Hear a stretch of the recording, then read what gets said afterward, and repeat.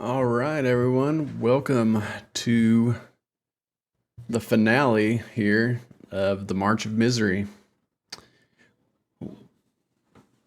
where the players will see what happens on the Bridge of Sorrows leading up to Carnea's Citadel, the Spider Queen.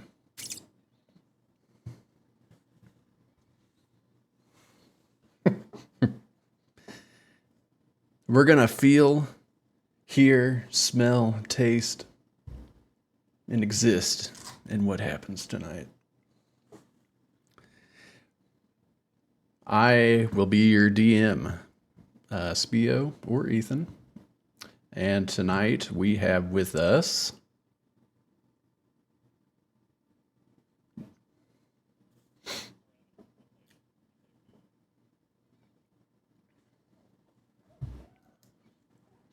I forgot to tell you, you can be whatever you would like this session. Not deity level, but like as far as your character, I'll put that out there. You can be the characters that you had, or you can choose something else, by the way. Sorry to interrupt.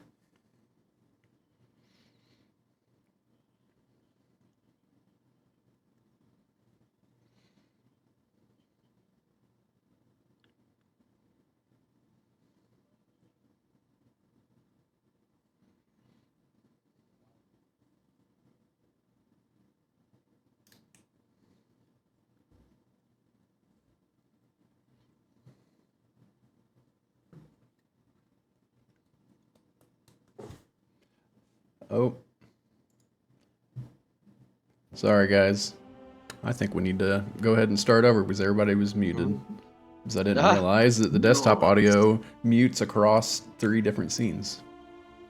All right. One of these days, I'm going to get it. Hopefully in 2 weeks. Right? That's fingers crossed. All right, sorry, I'm a little hard of hearing. Who did you guys say your names were and who you're playing tonight? My name's Evan, and I'm playing B00M, a bot, version 3.14. My name is Life. I'll be playing Blythe today, a acolyte of the Church of Yar, who's recently been abandoned by all of his friends. And my name's Justin. Audio. All right. And I have no idea who I'm going to be playing.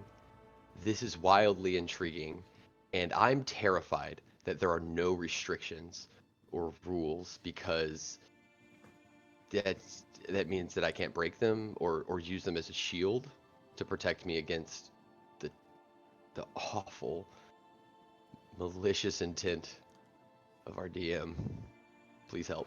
But it also means that you can be Justin as well.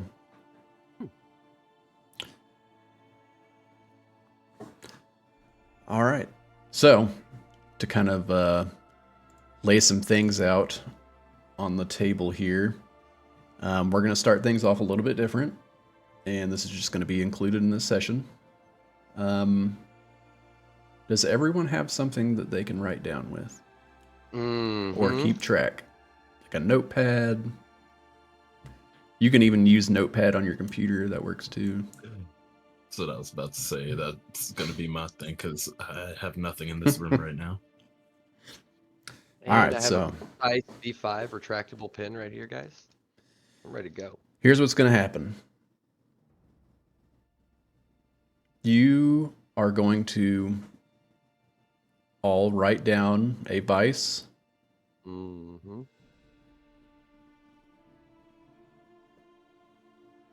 a virtue, and something that brings your character hope. Traditionally, you would also do something that you've seen them do, but we're going to exclude that for this session.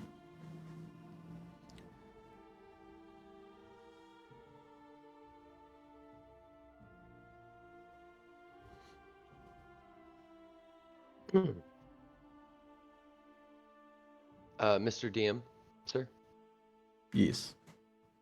can I ask, as I begin to think about my character here, where,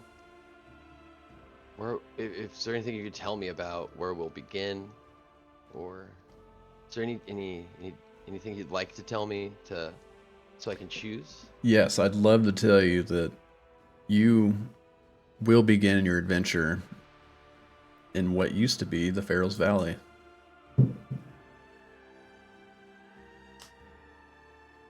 You will be making your way up to the Bridge of Sorrows.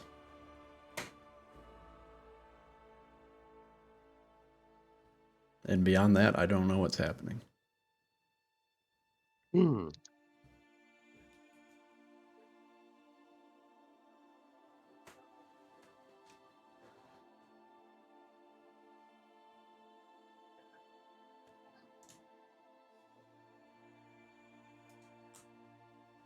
Tough. Hey, thanks, Zero.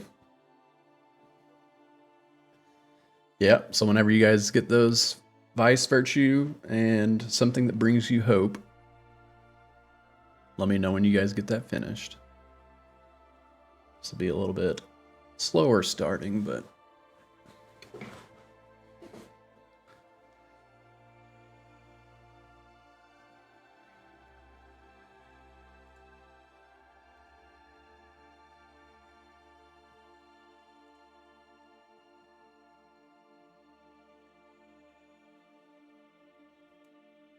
I got one. I'm done. You done with yours? Okay. Mm-hmm. Life, I Gear, you changed guys my doing character okay? because of Yeah, this. I'm doing my virtue right now. I already have the hope in mind. I'm just typing it out, so I have them here. Okay.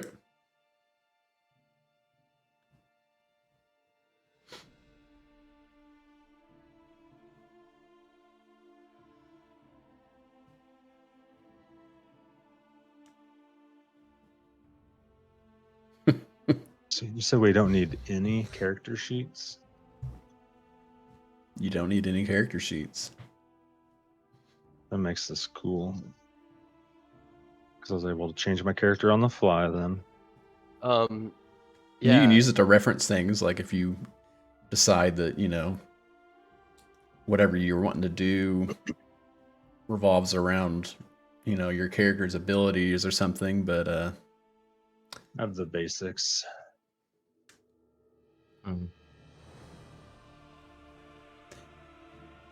Night Fury, we are playing something that involves candles, but there's not 10 of them. Mm. I like this. You had a little something up your sleeve, and I like where this is going. I'm excited. Date night. Alright, I'm all good. Yep. You good, Life? Yep. Gear, you got yours? Oh yeah, I'm on it. All right. Go ahead and copy your list. And Etma, send yours to Life. Life, send yours to Gear Duo. And Gear Duo, send yours to Etma. The whole list. Yep. Got it. Got it. And I love this because if for anybody who's watching, these are modified rules from another tabletop RPG. And I don't want to spoil the table if you haven't played this tabletop RPG, but there's a very specific rule to this one that is exciting. So just in case you got here, everybody made a vice, a virtue, and something that brings them hope. And I'm assuming that everybody thought that you were making those for your character, and now everybody is switching what they just made over to the next person.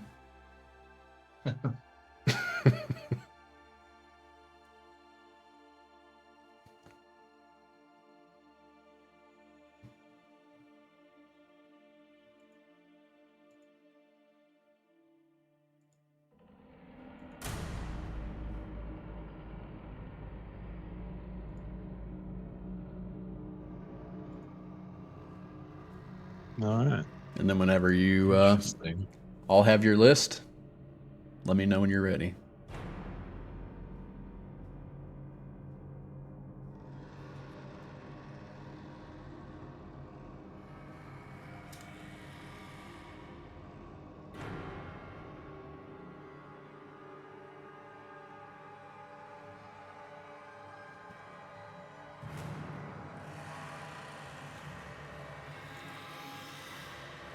As we're waiting for everyone to get settled, I will kind of show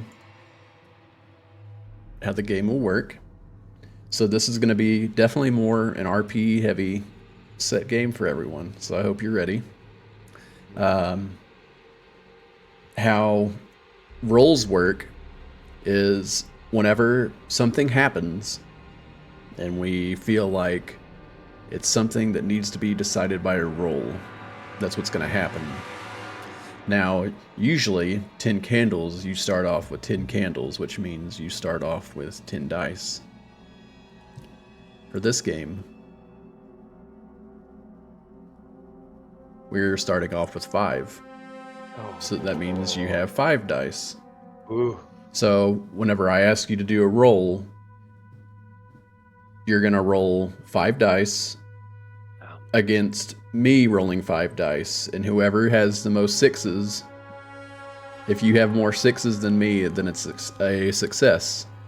If you have less, then it's a failure. What if we tie? Then we'll re-roll. It's for a friend. Okay. Yeah, we'll just re-roll. Okay. For funsies.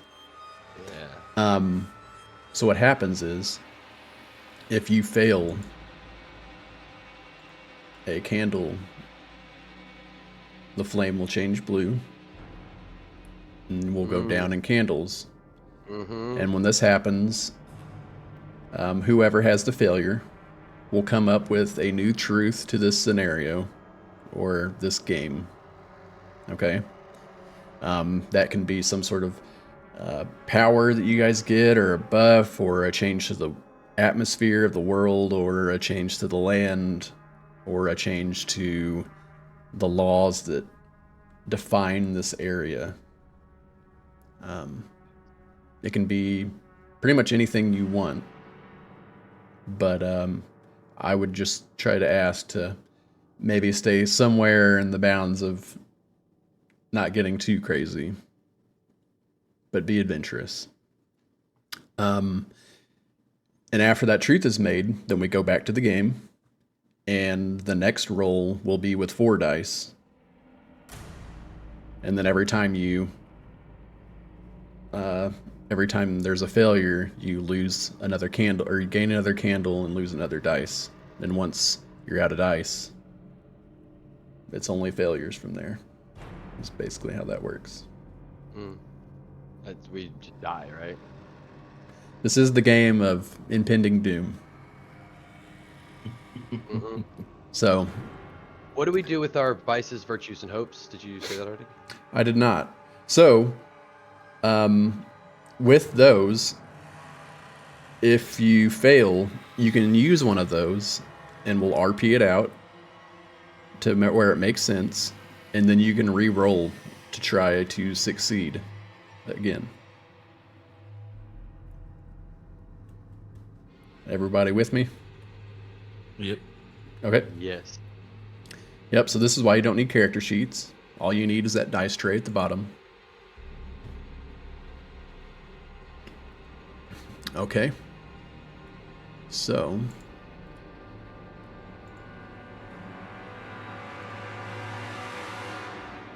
let's bring you all back.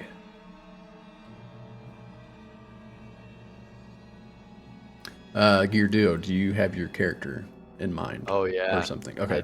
Oh yeah. I'm ready to go. I'm absolutely ready to go. Life, or Blythe, rather, coming down from the Tower of Seers. As Rolflin heads out and parts on his own way, you head out the doors and head back in the direction that you came from, remembering that Boom was still out there, locked up in a box of his own making, as if his own defense mechanism caused him to form into a sort of Rubik's Cube of folding metal plates on top of each other. As you make your way down the path, out into the thick, dusty storm that's violently rolling over the lands as the storm churns even harsher, blue lightning streaks across the sky as this sort of, you can see like the eye of the storm off into the distance, sitting directly over Carnea, Soul Weaver, the Spider Queen's citadel. As you move along the path, you head back over to where you remember Boom was. And you keep making your way further, and you notice you're getting close to where he was. You see a few landmarks where there are some kind of giant boulders, and you remember you had to like duck out of the way, and as you were trying to escape the hordes of blue eyes chasing you down up towards the tower in the fields of, or the forlorn fields, you see a figure standing off into the distance, bending over and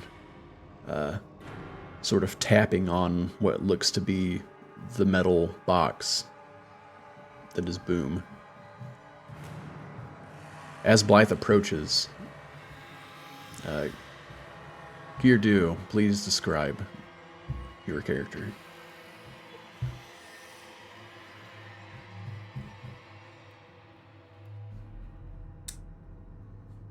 From behind a rock, Blythe, where you recognize a chalky gouge, claw marks from the previous battle that were meant for you. This figure you said there's a figure standing over Boom? A human figure standing over Boom? Or a humanoid figure? That's you. Well.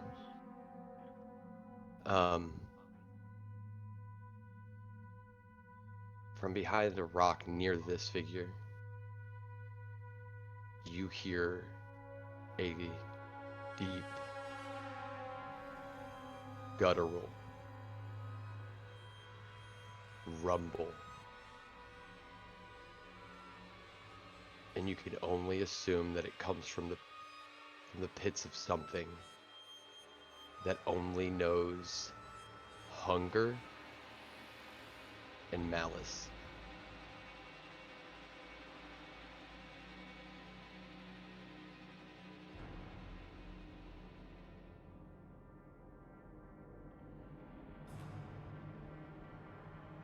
A large paw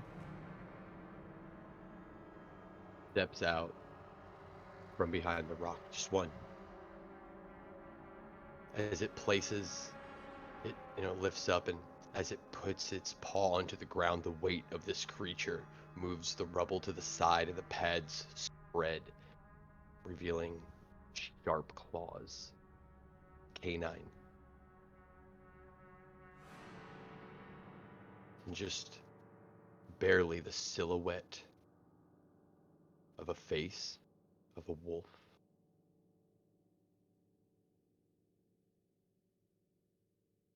Peers around the edge.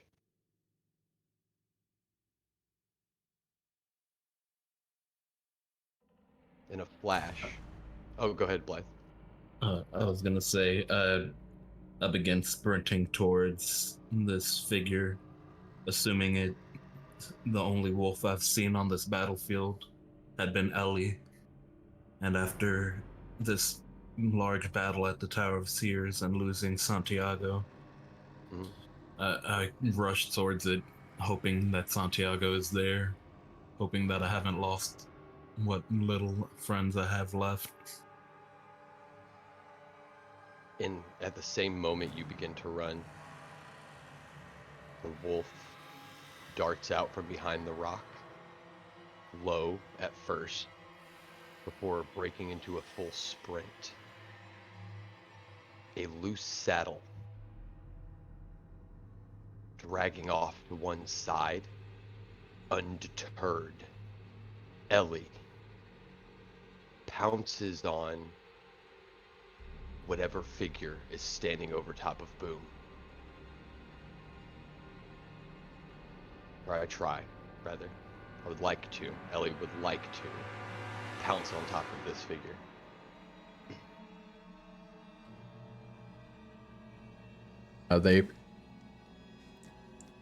They're kind of not really paying attention as the heavy wind sort of rushes over and deafens and muffles most of any of the sound around anyone,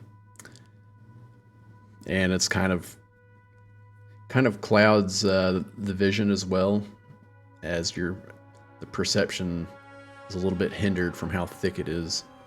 You notice that, yeah, they're crouched down and they begin to start brushing off some of the plates on top, and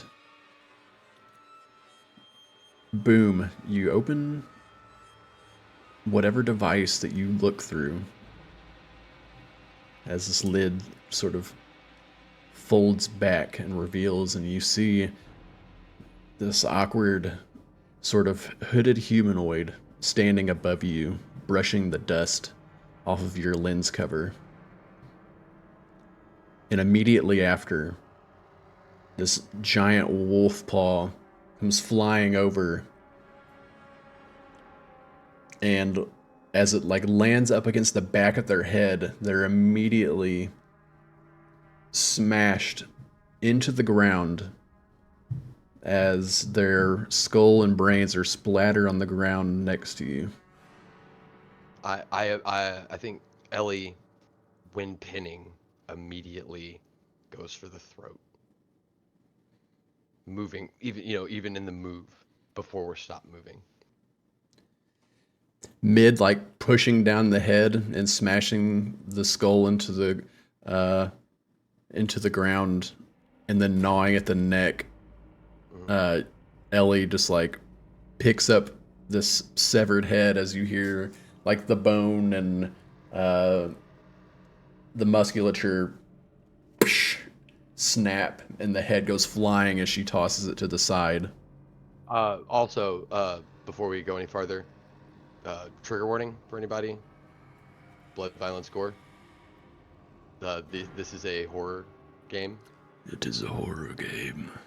Yeah, we forgot to mention that. Yeah.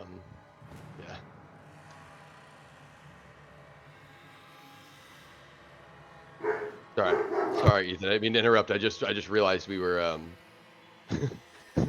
Some people aren't about that, but yeah, blood, violence, gore, and I think that it will. I don't know how dark it's going to get. Do you guys foresee? I foresee darker themes. Potential self-harm, definite violence. Do you guys foresee? Do you guys foresee any other dark themes? I think just gory death is probably. Hey, I can't promise where the story's gonna take me. All right, you guys might have to stop me. All right, boom. As you witness this, you notice this giant wolf kind of towering over your folded up mechanized body. How do you react? I recognize Ellie, at least I assume. No, Or is it too fast? it's not. It's Ellie, but I don't think that you would recognize her in this moment. Her white fur stained with blood, the saddle falling off, matted fur covering her body. in a defensive position over top of this creature.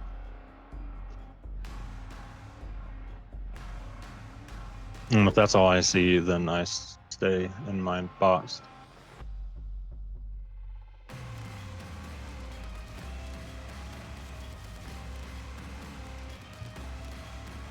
Blythe, what's going through your mind after witnessing this as you rushed forward to try to meet this wolf just before it completely shredded this unknown humanoid over top of Boom? I think seeing that, kind of panic, not really recognizing that it's Ellie from from the distance that I am, and I duck behind the nearest rock formation that I can find and try and peer over, and just I'm wondering where everyone went at this point. Why have I been left to survive alone?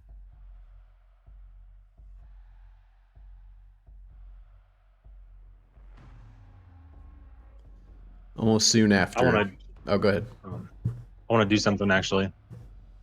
If possible, I want to activate my cloaking device and cast invisibility.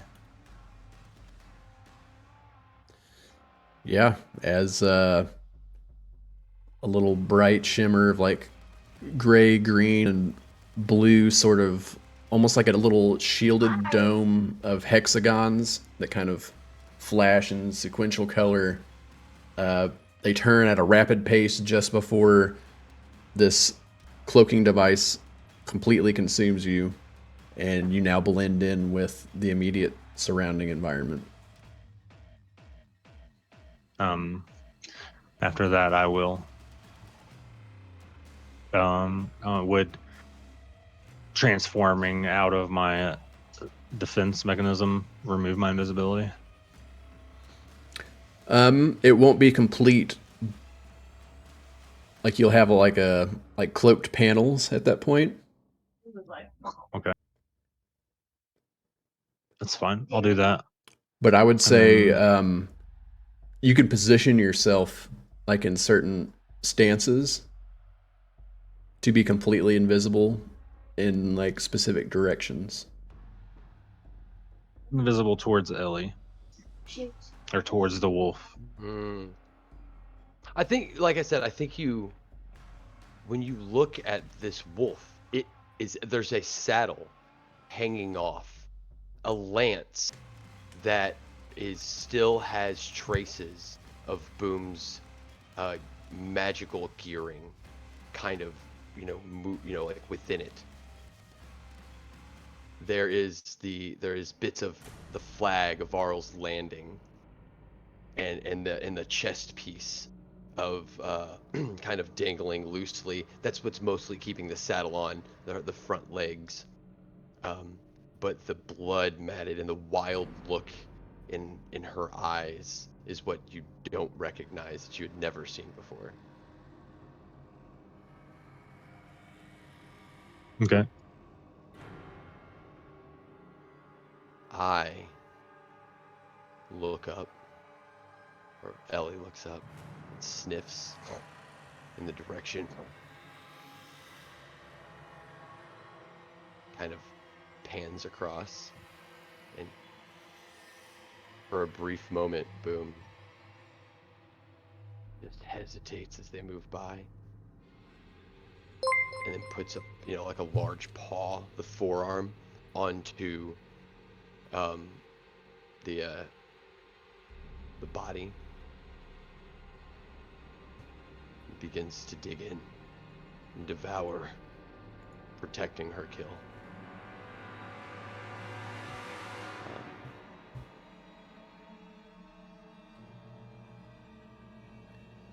As Ellie places her paw on top of the creature, you begin to hear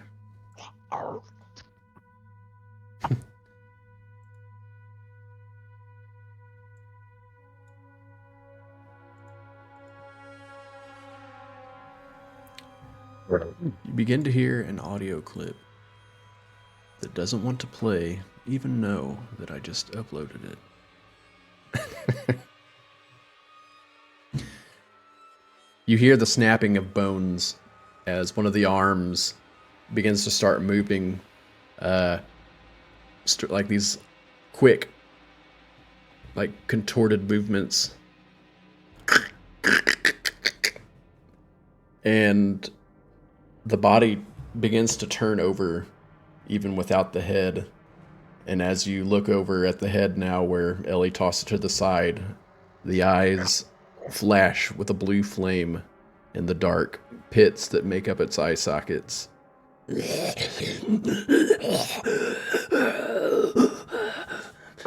And the body begins to like try to drag and pull itself away.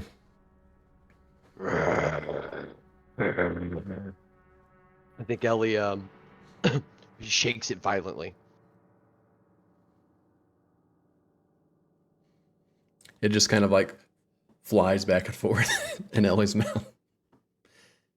Reaching I back, tried to- like trying to grab on to like Ellie's muzzle. I'll do like a dance, like a 2-paw dance, you know, as I'm trying to get one of the appendages down, and kind of and pull it apart, like a dog do. Yeah, you just begin severing limbs off of it, throwing them off to the side. As they land on the ground, you still see them like moving. As you toss a hand off to the side, it's like dragging itself back towards the body with just its hand and its fingers. I'll sniff. Like I'll drop the torso and I'll sniff it, and I'll look around, and I think Ellie is smelling for where the flame is most concentrated.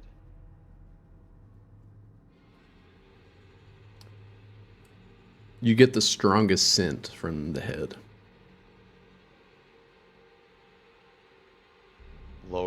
Raising the fur on her back, lowering her head below her shoulders, slowly stalks over to it, and as she is the dire wolf,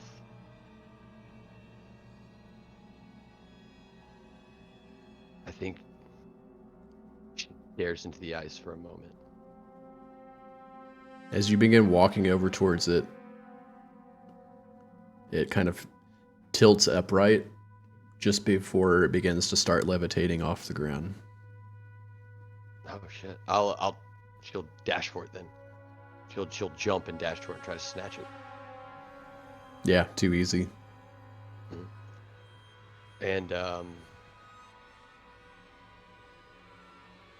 she was kind of playing with the body before, tearing it apart, almost looking for something. But now she has found it, and Ellie eats the flame and devours the head.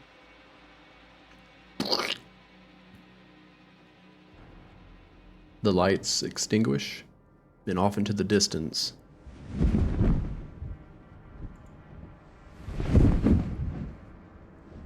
You hear what sounds like thunder rolling into the distance.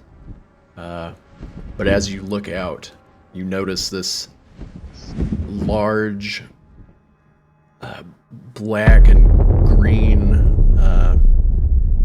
dragon flying through as it breaks through the clouds and the mist and emits this giant blue pulse from its mouth. And as it hits the ground, it looks like a nuke that just went off as the clouds explode out and then push upward to make this giant mushroom cloud.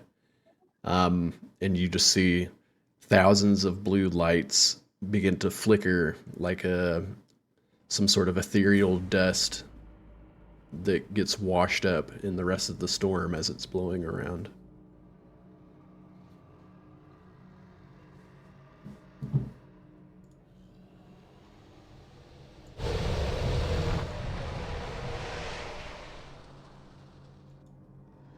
As the echoes of its roar, about after 10 seconds later, finally reach your ears.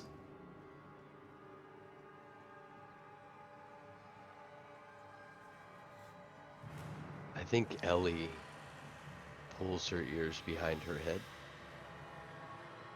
lowers herself to the ground on her stomach, and kind of whimpers and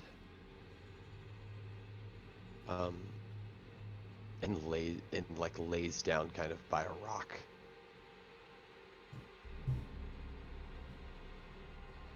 That something about it, her has changed in this moment.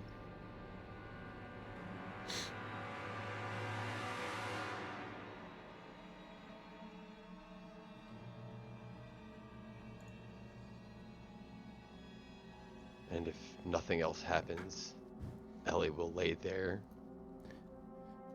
for a long time until something else happens, basically. Do you know what direction that was from? So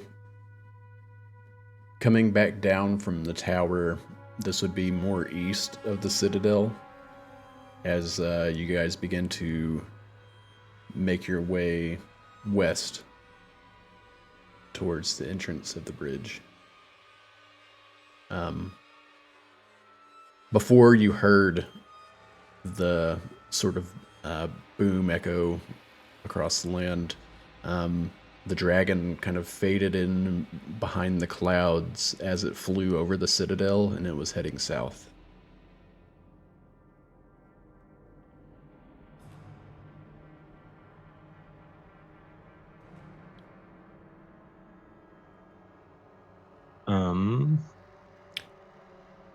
Blythe, as you're still behind this rock, kind of watching all of this that's going on, hearing all of the sounds and being overwhelmed by the senses, as you find yourself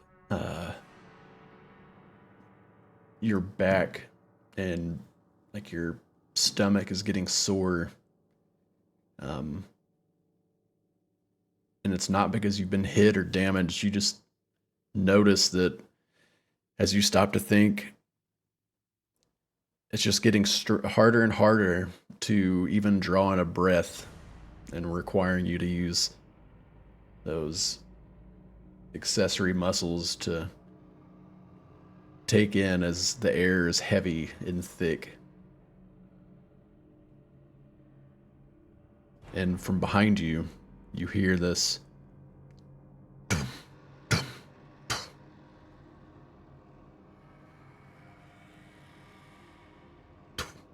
I peer around the rock to see what seems to be approaching towards me.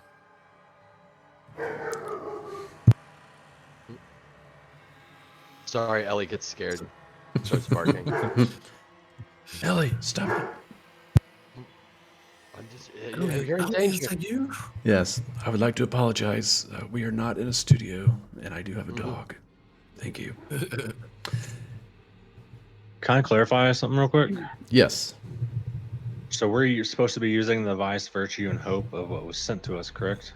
Yes. To Okay. re-roll. You You can can use it to re-roll on a failure. Yeah, right. I was just making sure. Yeah. Oh, okay. And can I tell since I made mine for a wolf, Evan, play with it, right? Make it work. Blythe, through the thick sort of smog tumbling over the ground, you see two large blue eyes charging towards you. And as the kind of smoke begins to thin and thicken, you notice a large sort of abomination of a body come lumbering towards you. And it is charging you. The rock you're standing behind it goes and brings a fist down and crushes it into several different pieces as you now find yourself face to face to this creature that stands about 14 feet tall. You notice that each arm, if you can imagine different muscles and muscle striations like attached to like a normal humanoid being, just imagine them wrapped around the skeleton like a rope, as they're oblong and completely just massive and mutated looking. Like 6 or 7 fingers on each hand, very long and pointed. The legs look just the same. It has like this huge belly, and as it smashes the rock in front of you, you notice that the belly opens as it has like this vertical slit down the abdomen, and it opens up to 1,000 different razor sharp teeth as this tongue comes stretching out and reaches out to try to grab you. Oh God. What do you do? I take my fire spell that I can conjure at that point and try and cast it directly into the mouth of the creature's belly. All right. What spell was it? You have access to all spells and any spells. Unlimited. Fuck it, then. This is imagination. You can literally use anything you want. That's why character sheets do not matter at this point. Yep, I'm gonna cast Fireball straight into its mouth. This is gonna be the first roll. I need you to roll 5d6. And see if And then I'm gonna roll 5d6. And whoever rolls the most sixes. Oops, I rolled 6. Nope, I didn't roll. cheater. Good luck. We're gonna see if the dice punish you for being a cleric and trying to roll. Use fireball. They definitely do. Oh no. Dude, using a fire spell's perfect for the things I sent you. Dude, and here's the thing, man. Ever That's since why I did it. Hasbro took over, I mean, you know, they've even messed up Fireball somehow. All right. That's a candle. As the giant tongue reaches out, as you shoot this fireball, you aim a little bit high, and it hits its chest, and you just see the flames sort of begin to wrap around the body, and it completely burns the flesh away, but it still has its mouth and it's still standing upright, but it is now just completely torched. Like the skin that you hit is completely charred and black.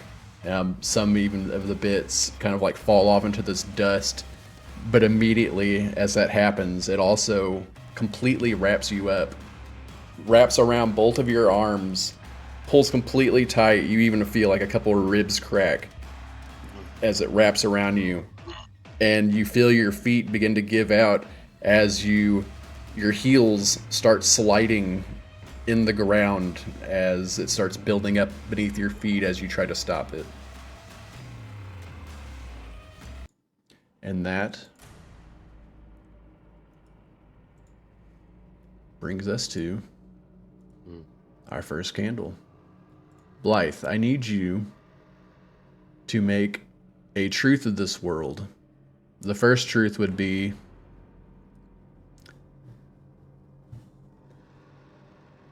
that this is no longer Farrell's Valley. This is the dark realm of Carnea. Oh no. Name your truth.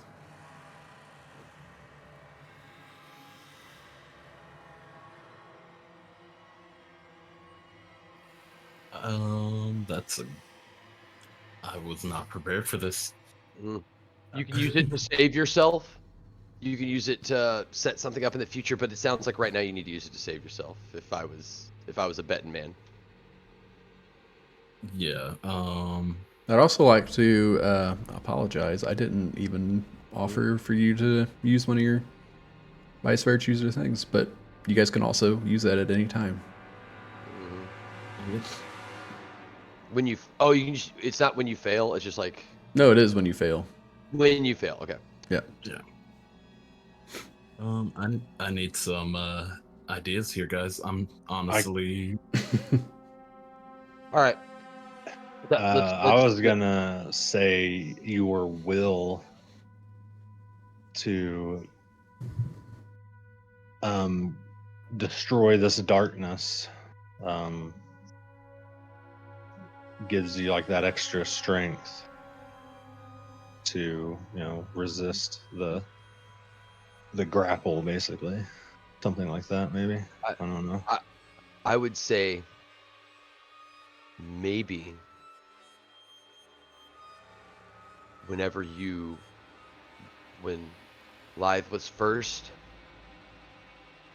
getting in, just a young apostle or a young acolyte, he was given a ceremonial penknife that he had never used. He cut cheese with it sometimes, but your holy staff is what Yara would always bless you with. But in this moment, as you're lifted off the ground, in your boots, a little larger than they should be after being in a battlefield for so long, being hungry for as long as you have, slides into an uncomfortable position, reminding you that you do have a blade on you. Maybe. Or, just whatever. no, I definitely like that one. But yeah, I think a combination of the two would be great, to be honest. So the will to having the will to fight gives, I would say, since this is a truth about the world, correct? Yes. So having the will to continue fighting gives you the strength to fight off grappling would probably be the truth I would go with. Okay. Your will gives you the strength to fight off grappling. But what I heard was, if and please correct me if I'm wrong, Dan, but I heard that in Carnea's dark realm, the will to live is much stronger than any one of us could have anticipated.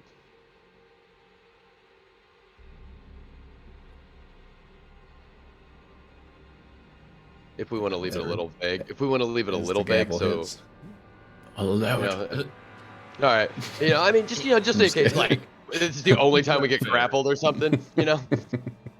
That's What? Maybe Hey, I was a about to trick throw a in bunch this. of grappling creatures out, okay? Oh, All oh right. God, no! Everything has tentacles. No, sorry, guys. Yeah. But like life, a trick is leaving it a little vague too, so it's open-ended, where you can leaves those spaces for us to just not get grabbed by fucking everything, please. All right, we flash Yeah. back. As you begin getting pulled in, you feel a sort of warmth hit your heart as Yara calls to you. This sort of amulet around your neck begins to glow, the one given by the friends from your order. And as it tugs forward, you feel yourself stop as your heels dig in. And you prevent it from pulling you in any further. One of your arms breaks out, and you wrap your arm around the tongue. And what do you do next?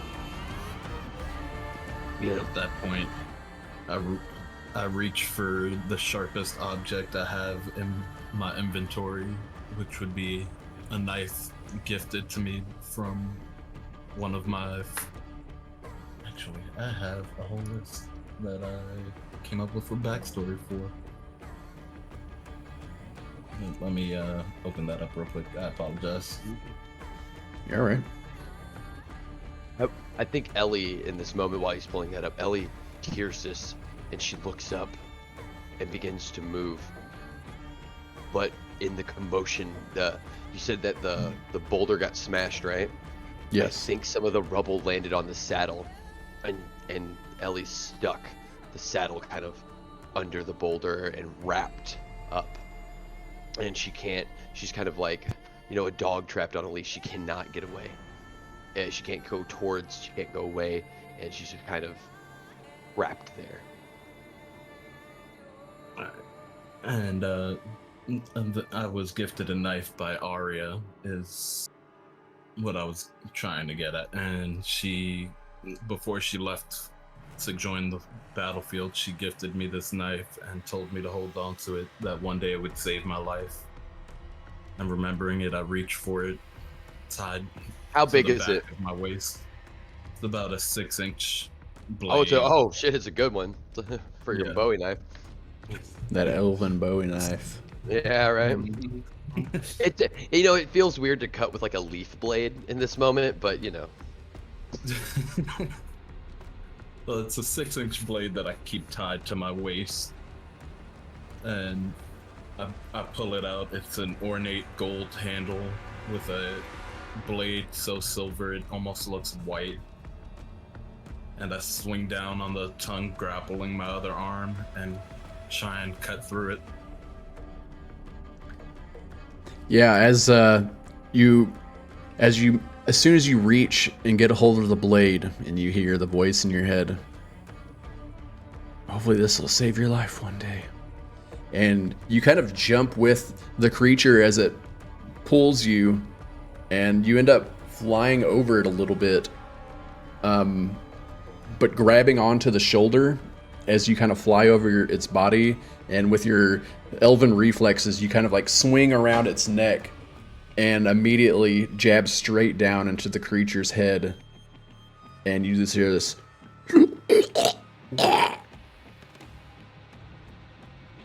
And as it falls over to the ground, you kind of tumble down over top of it as this sort of lumbering abomination falls flat on its face.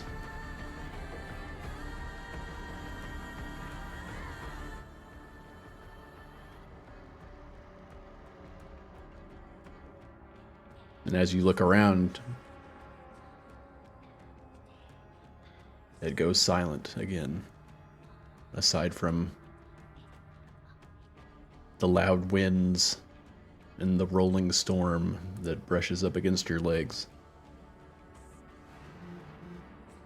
I think I stand to my feet and look at my surroundings and see this wolf pinned by this boulder that has the saddle that it was once on its back pinned to the ground.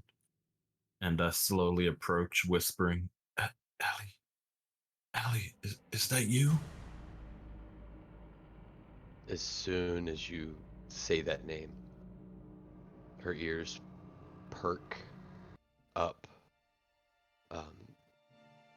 revealing what you could only recognize through years of just living in civilization as domestication.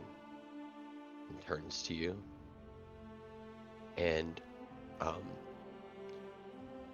she goes to the top of her head, and it's like begins gnawing at her own leg a little bit to try to get the saddle off, as she's like frantically trying to break free of these constraints. I think I rush over at that point to try and cut the saddle free. And just hug the wolf, not even knowing that it's Ellie, but feeling reassured that it's something safe. I think you do recognize this as Ellie. You rode Ellie once, right? Yeah. Mm-hmm.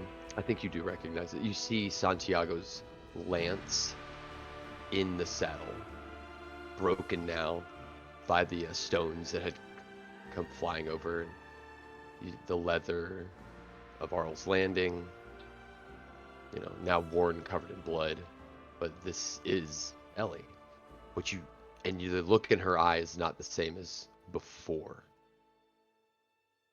It's the look that you saw when you first met her. At that point, I definitely still go in and hug Ellie after I cut her loose from the saddle. And just, where's Santiago? Are you here alone? Obviously not, no, obviously knowing she won't really be able to respond to me, but... I can still smell him. She speaks to you.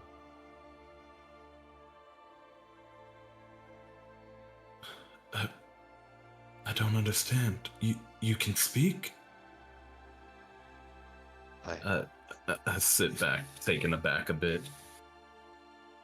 I guess I can. I don't understand either. It's like my first time.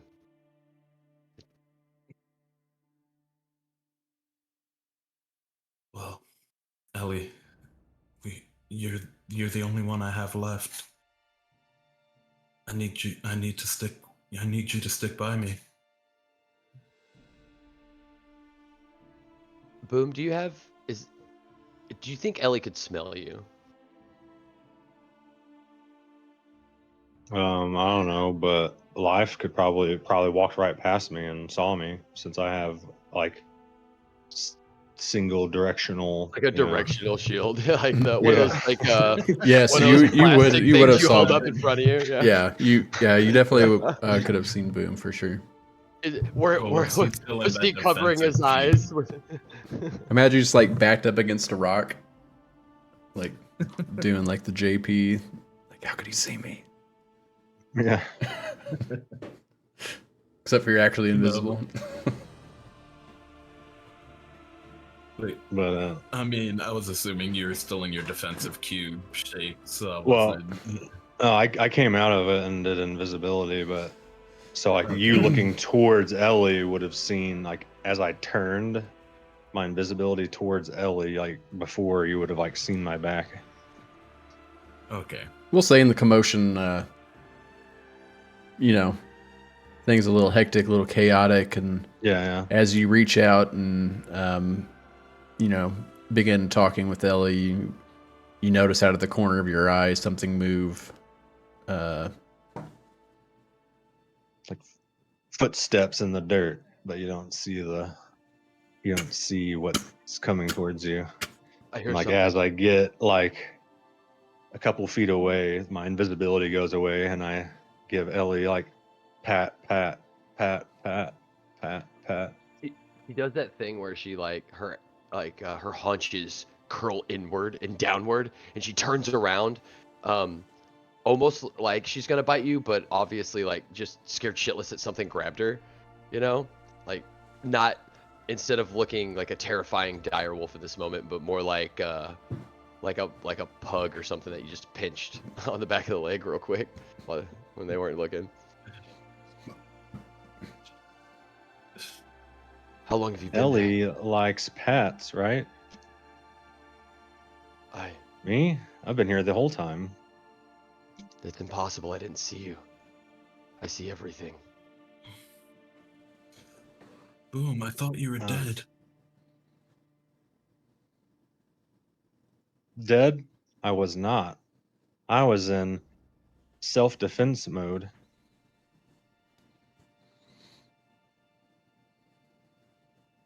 Ellie smells him. What does Boom smell like?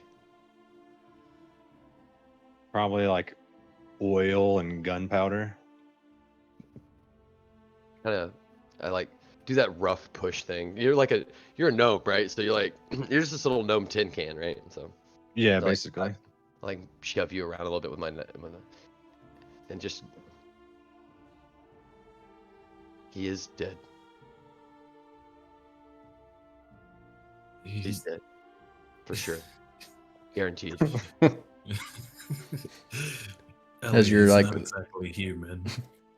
as you're like, sort of, your senses are kind of drowned out by the storm around you, and then this strong, like, overwhelming smell of like sulfur and nitric powder kind of hits the back of your throat. She does the yawn long tongue gag. Like nothing comes up. She does it like right in Boom's face. Well,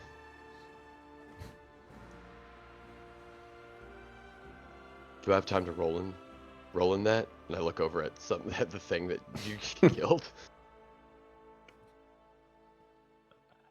Have at it, Ellie. As you wish. Yeah. Ellie will roll around in a little bit while you guys decide what we're doing here. I think at this point, Blythe is just more astounded that he's not alone at this point. He's lost everyone else that's been around him.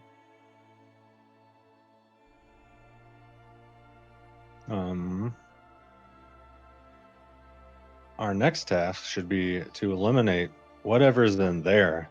And I point toward across the bridge, the building. The Citadel. It is up to us.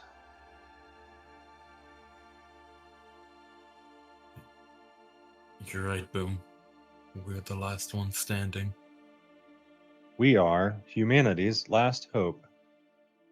And then, like, over your shoulder, you just see the dire wolf rolling around in the gore, feet up in the air.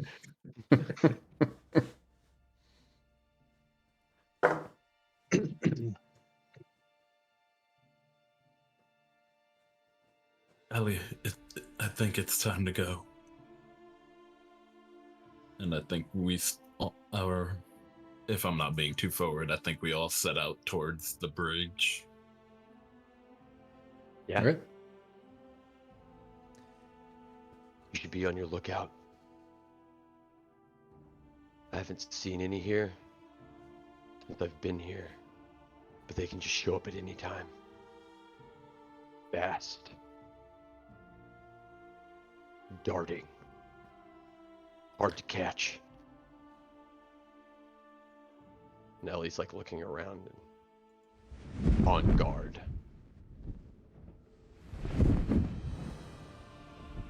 You hear the thunderous flapping of the wings once more. You can see the shadow behind the stormy clouds above sort of appears out from the south as it's flying back up north. In another, as this bright blue light emits from the dragon's mouth, a thin beam comes flashing down into the ground just before you hear this boom that quakes as the dust comes spreading out in a massive cloud. Again, as the dust cloud rises, you see almost like this sparkling blue cloud of glitter within it as little lights of souls begin to drift off into the air, and it vanishes up and through the clouds towards the northwest. As you begin heading west, you find yourself in a sort of large open ravine, as you have a couple of steep hills on each side. This barren land makes up your path before you. As you're walking along, you hear this as some rocks fall off from the side and kind of splash down into the walkway as you're heading. You look up, and you don't see anything there. I stop and look at the rocks in like the water and smell them. Do I recognize anything? You do smell a familiar scent as you've been surviving in these lands for some time since Santiago's passing. It smells strikingly similar to the creature that you devoured that was hovering over Boom. And I start to drink from the puddle.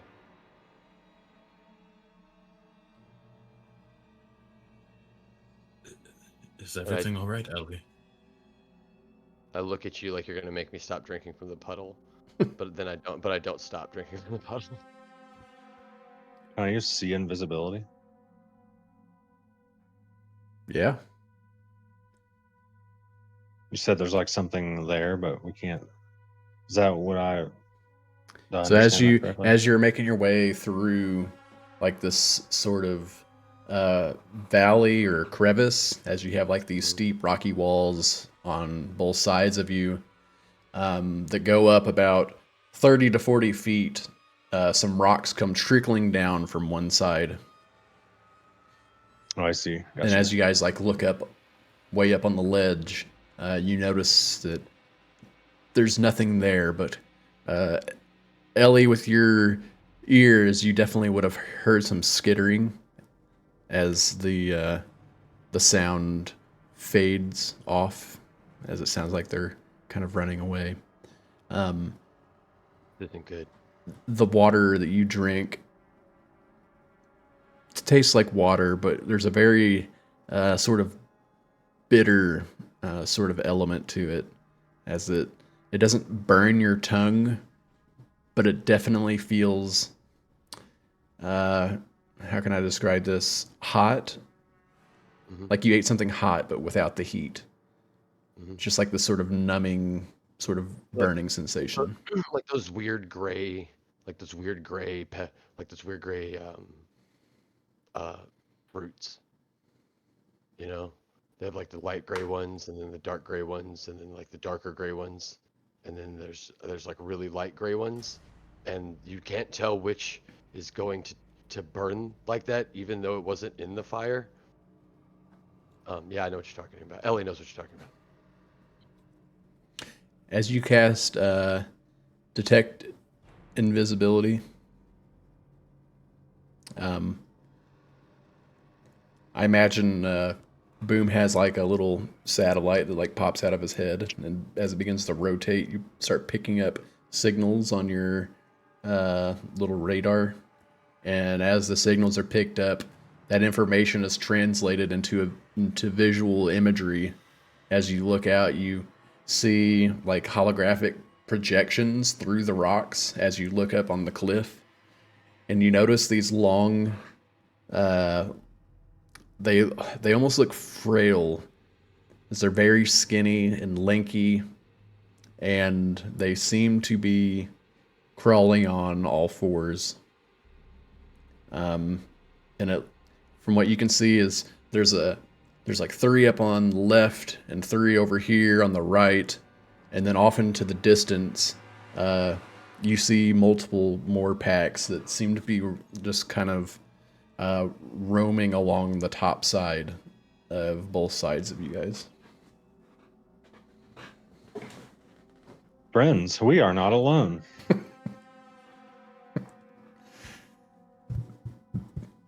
We should No, we should run. I will We should run. point.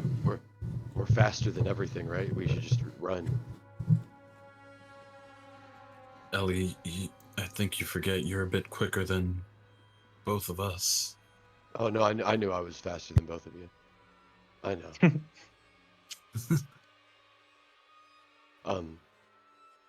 Then we move quiet. Since We should quiet. put Blythe on your back.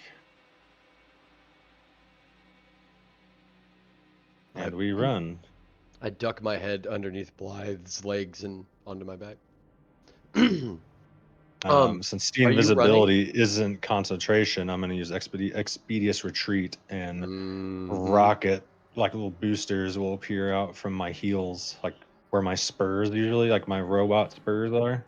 Mhm. And Okay. let's Not go. fair. Not fair. You didn't tell me. And I start running. You have to say go. It's not fair. As you guys are like neck and neck, Blythe, you're on the back of Ellie, charging through, and Boom kind of levitates off the ground as his feet angle backwards with it being propelled by his rocket feet. As the sound erupts from your feet, you begin to see the projections of all the creatures turn and look in all of your guys' direction. As you're running through, they begin to charge after you guys. You could. All right. They drop down into the ravine with you. Yeah. It's almost like they're spider climbing down in as they're just going along perfectly.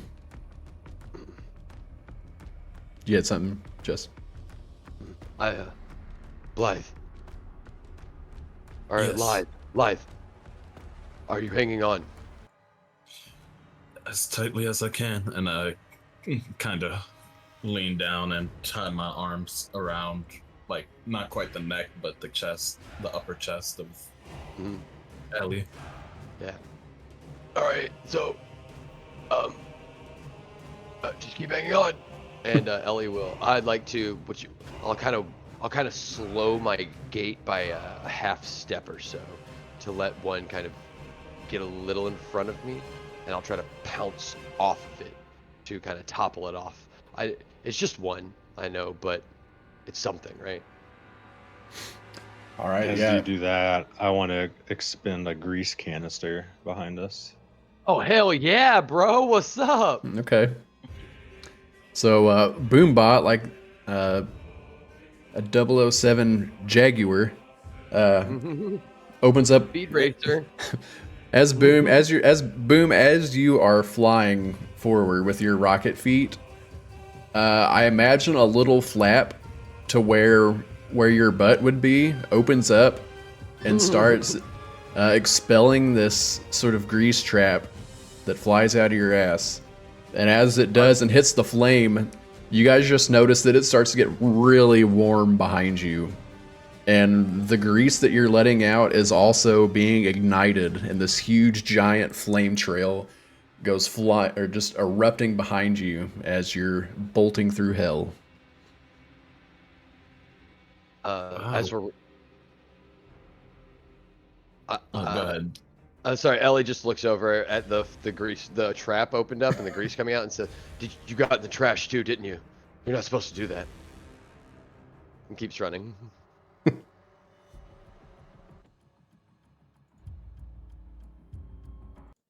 Sorry, Live, if you were gonna say something serious. No, I wasn't at all. You're Okay. perfectly fine. All right, cool. They gotta run out at some point, you know. All right.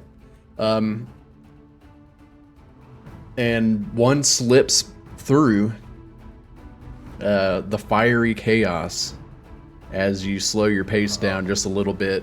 It begins to climb down the wall in front of you, and it leaps forward. It looks like it's about to come short. Let's roll for it. Who's rolling? You. Me? Okay. Yes. So we'll roll All right. 4d6. Got you.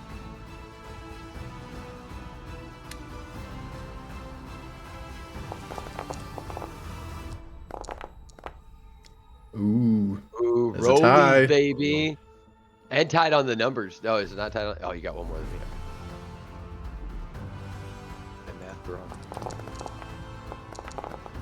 Get shit on. Hey. What's up? All right. As you charge forward, it dives at you and it comes up short. It begins to stumble and trip over itself And as it's about to face plant right in front of you, what do you do? Ellie will move over to. Ellie will do this. Her shoulder. Live. You can feel her shoulders roll in this moment as she uses her like hips and elbows on all four paws to almost stutter step and move to the left side of this thing, rolling her left shoulder down. You get pushed, right? You got, as you're holding on to me, you're like, you get kind of turned sideways, as this is the natural way that Santiago would always lance his targets, you know, and this is like the move, but you're not ready for it, and you just kind of turn sideways, I think, and then just like hit it, and it bounces off you and into a rock.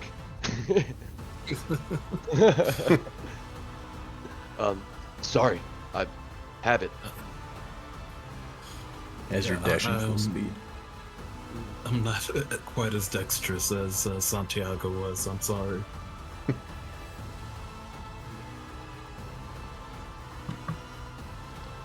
Amongst this pack, a similar creature, but a little bit larger. You notice these are almost like skeletal, like these large skeletal cats that are charging after you. Like the bones that protrude, there's like these sharp bones that protrude outside of the like elbows and like the feet. Some like spikes that kind of come out from like the back of the jaw would be, and these horns, long horns that come out from the forehead that go straight back. But a much larger version of this one you see coming down from over the hill. It goes down in the middle of the path that you were running straight to. You see the blue flaming eyes staring at you. It begins to drop its jaw as the blue light, the glow, emanates with intensity. And you can see, like, between the open skeletal ribs, the light kind of like flows up from its ribs and up to its mouth and begins to spew out a cone of blue fire before you. What would you guys like to do? I've been waiting my whole fucking life for this. Come here, you son of a bitch. I finally got you. You said it was a cat skeleton, right? Yes. Oh, yeah. Breathing a cone of blue fire at us. Oh, I finally got you. I've been waiting. I'm a good girl. I'm a good girl because I waited, and you're gonna die. Oh, yeah. I got you today. Quickly grab my hand. And I try and cast Plane Shift to get us out of harm's way from the fire. Who are you grabbing? Boom, and since I'm on the back of Ellie, I have one hand wrapped around Ellie, and I'm trying to grab Boom's hand. All right. I'm beelining for the cat, straight through the beam. Like, Ellie's just running straight for it. Boom. What would you like to do? I want to drop a shatter on it as I grab. Hey, what's up? A shatter. If you use heat metal and augury, I think you get like bingo. I think you should win the game. But do you reach out at all for Blythe? Yes. All right. So as you guys are just doing this dead charge towards this monstrous skeletal cat that is directly breathing a cone of fire in your direction. Somehow Boom. faster than before, by the way. Somehow faster, yes. Somehow faster. The cinematic plot speed intensifies as you charge. Boom, you hold out your hand, and a little sonic wave emits from your fingertips, and Is it several rings that just get Oh, like yeah. bigger and bigger? Yeah. it's like Aquaman's sonar. yeah. Or Um, like Birdman or Space Ghost. And you see the eyes of this large skeletal cat sort of flicker, and it turns its head up just a second as it's spewing flames directly up in the air now. Just before you guys are about to run into it. Actually, you guys like run into like the very end of it, and just as you're hitting it, and it tilts its mouth upwards.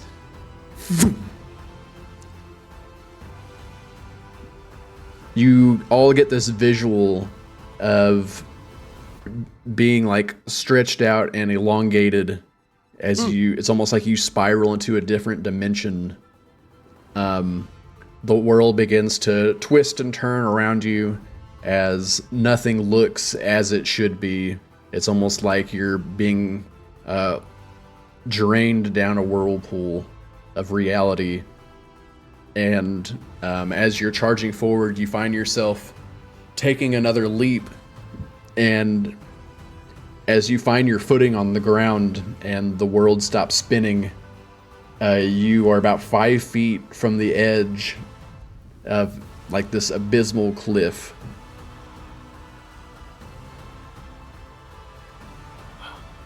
I'm sorry that this is my first time using this spell, but I had to get us out of harm's way.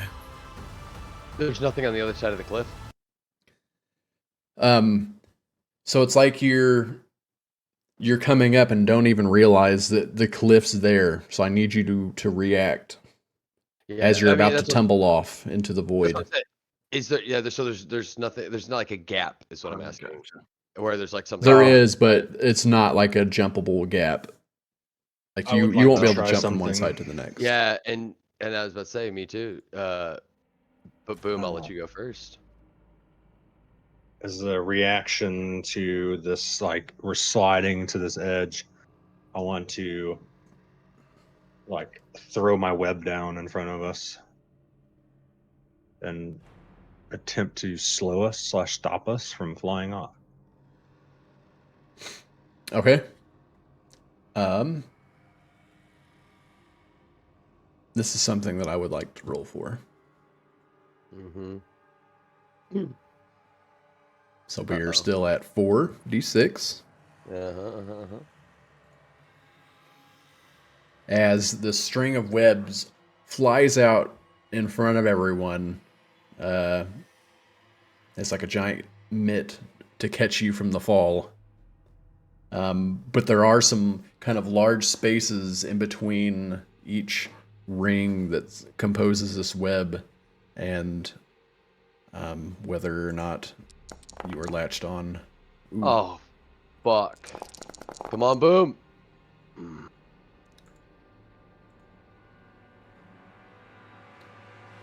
Damn, I had 3 6s. Mm-hmm. Dick. 1, 2, 3, 4, 5, 6, 6, 6. Are we accepting this failure? Or would you like to make an attempt? Is it the person who? It's the person who rolled the failure, right? Yes. Okay. Is there something that you'd like to do to try?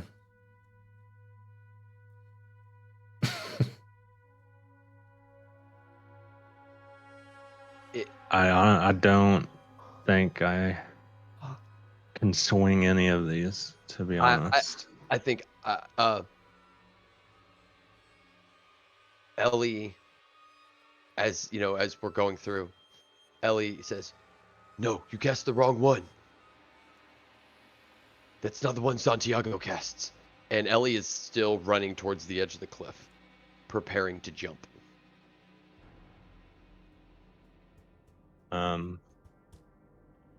I guess with that statement,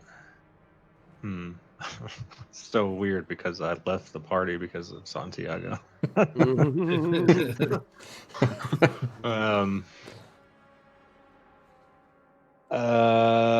not Ellie. Ellie didn't do anything. She's a good girl. virtue, will to follow a leader. I suppose since Ellie's not a human, possibly could be that leader. All right. So I'll I say don't know what this. that gives me. Okay. So we'll keep it at your roll still. So we'll both go ahead and roll again.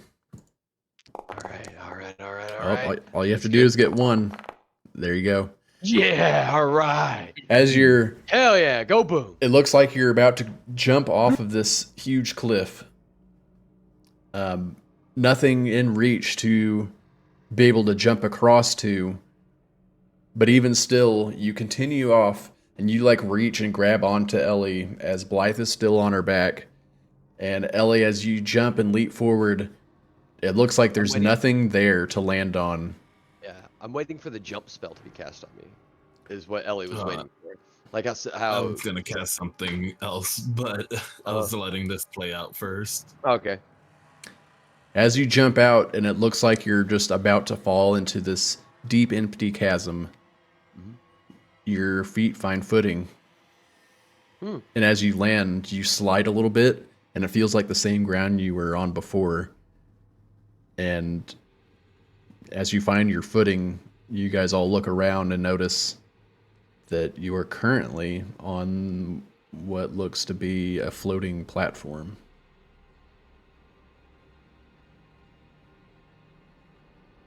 And it only appeared as you landed on it.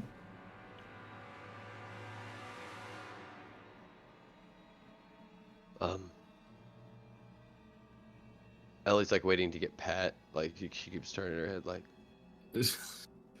I give her some chin scratches. yes. I did a good job. Thank you.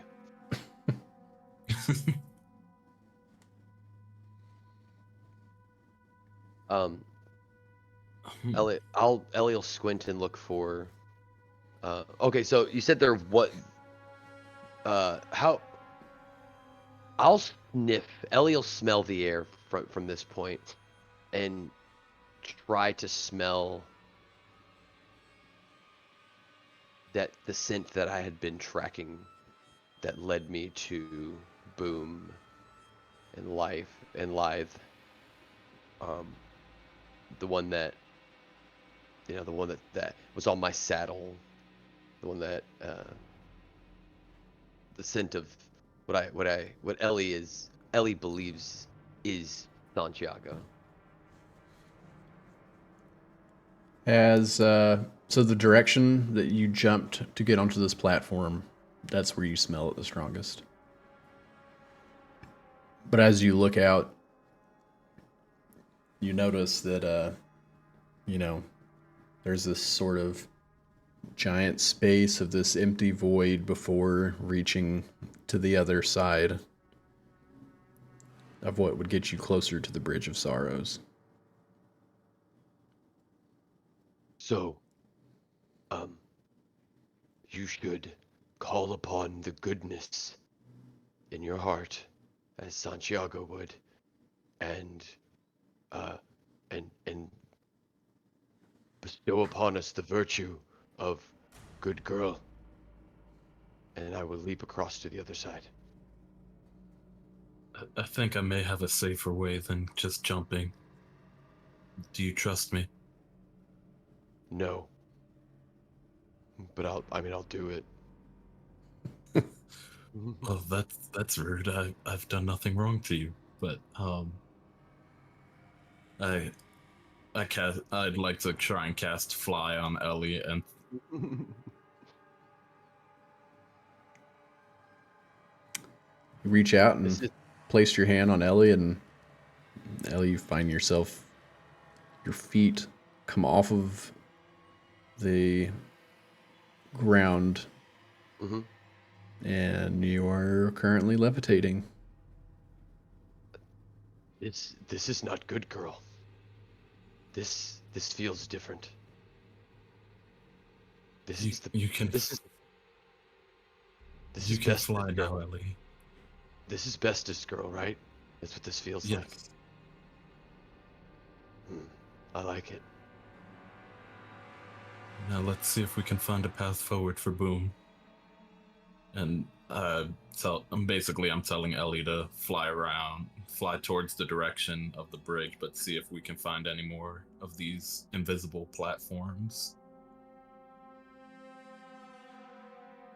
Yeah. I have Far an away is the idea. bridge? Mhm. As you start flying off, I'm gonna grab your tail.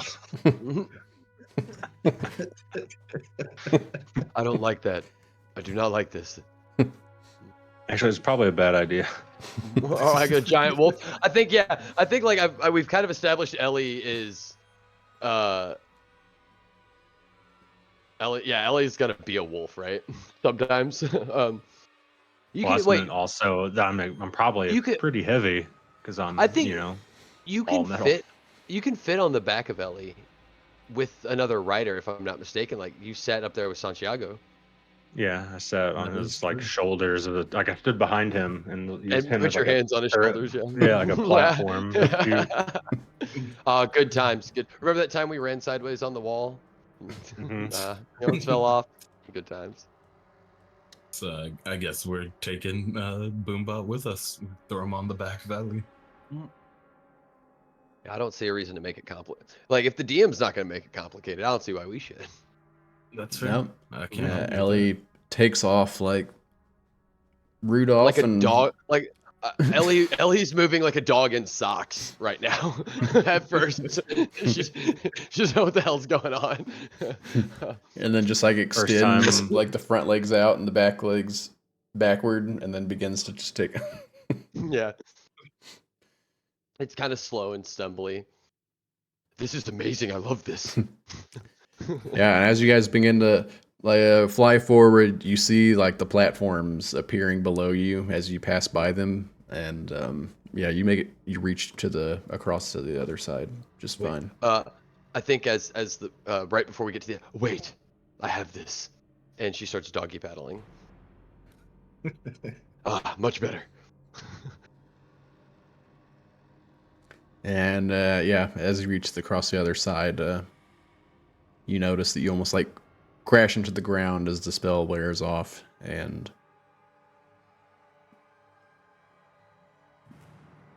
you guys are currently on the path heading towards the Citadel as you successfully make your way across another obstacle. Nice. Dun dun dun. Well,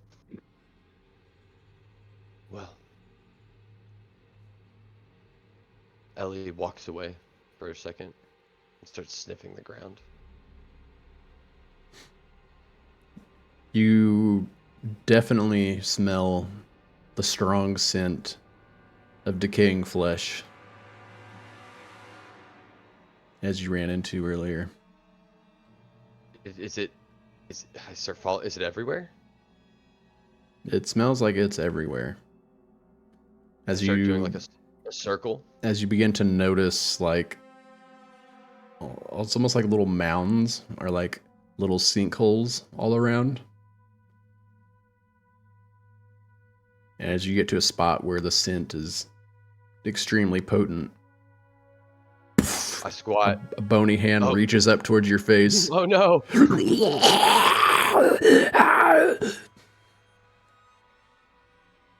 How does Ellie react? Oh god. She pinches it off real quick. Yeah. She just began to squat like Shoo-wee. right there. As that one hand reaches up, 20 different hands come up around in the same field that's like slightly off the path that you guys are taking over, and dirt starts unfolding from within the ground, and you start to see bodies begin to climb out.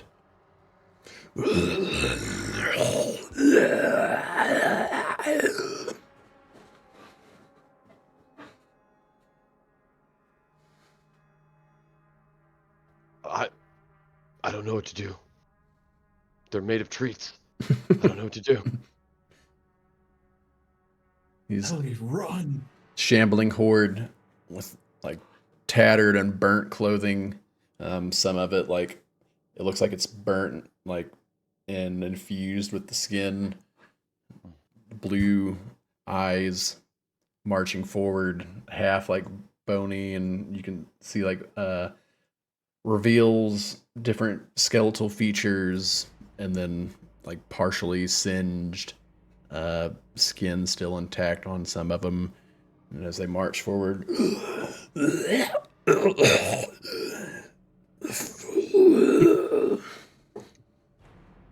Would it be possible to dispatch my turret on Ellie's like behind, like on her lower back, My haunches. and turn her into a turret truck? If she doesn't yeah. do that, if she doesn't do that weird like thing of like something like spinning in a circle a bunch because she doesn't know what it is. Must resist the urge to fetch. Night Fury says must resist the urge to fetch. I mean, yeah, that's completely. I mean, you just ask Ellie. I'll allow it. Yeah, I'm not gonna. I mean, I gotta save some bits for later, right? This will protect us. And Does it shoot so bolts? I'm gonna shoot force. I'm gonna use the force ballista. It's like launch force blasts out of it to knock them away. Is it still the same concentric rings? This is more of like a just straight blast. Yeah, these concussive blast doing this force damage. As it, you see bits and pieces of them flying off. It kind of slows them down, but they're still they continue to walk towards you.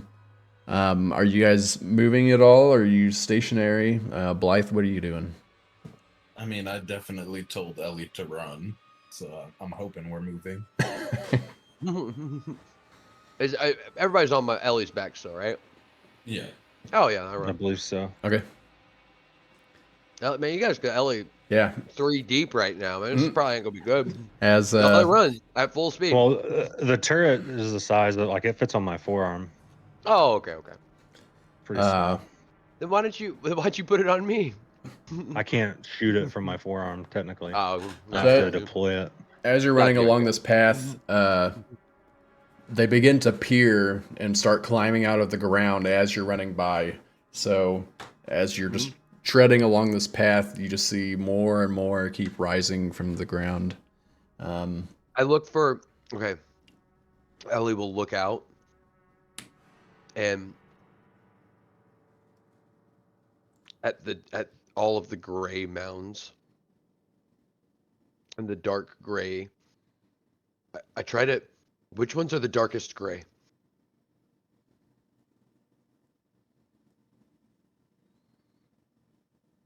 And those are the ones that she'll dodge around and dodge by.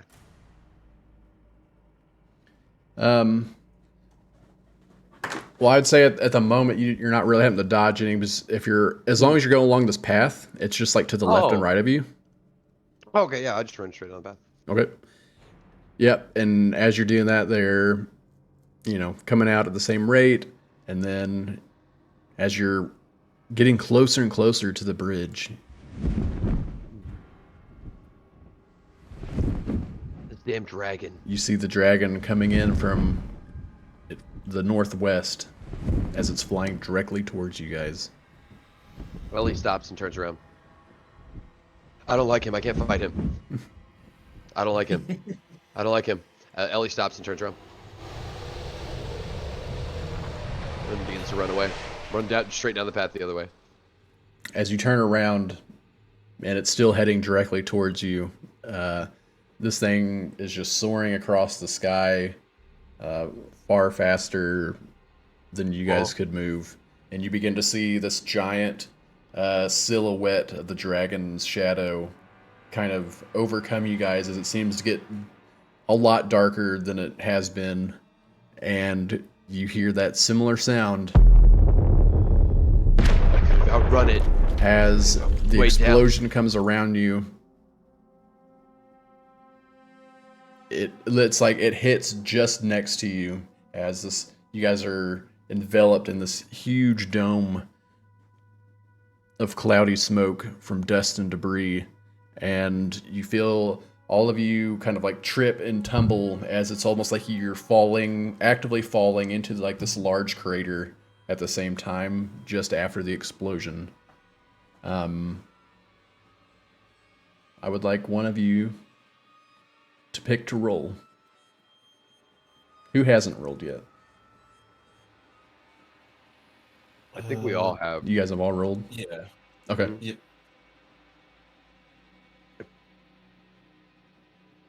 Hey, best I got. I'm a wolf, bro. It's just I can talk. That's my magic. All right. I think we'll go to life then. Okay. What are you gonna do though? You got any ideas? I have some ideas, but I don't know if they're quite gonna work. Like, here's the thing. The reason Ellie is so scared is because, she's a wolf, right? And that's a dragon. I mean, there's like, what can she do? The reason that I'm role playing it that she's so scared, because Justin has no fucking clue what a wolf can do versus a dragon. Like, what am I supposed to do? What do I do? Natural animal instinct. I start barking at it while he's casting that spell. Rah, rah. That's what I do. I start barking at it. All right. Mm. Well, I'm going to throw out my roll. You have to roll a 6. Can we do a 1-6. combo spell? 4d6, right? Mm-hmm. You can do a combo spell. Oh. Uh-oh. Did I get one or no? I can't see. You did not. No. Okay. So that means we roll again. Rollies. Rollies.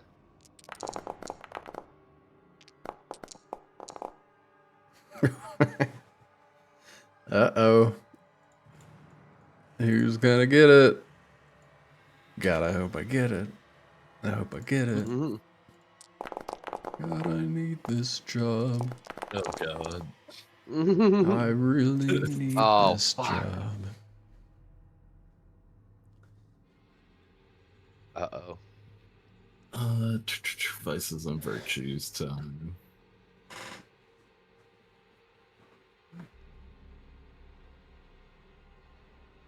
What would you like to use? Yeah.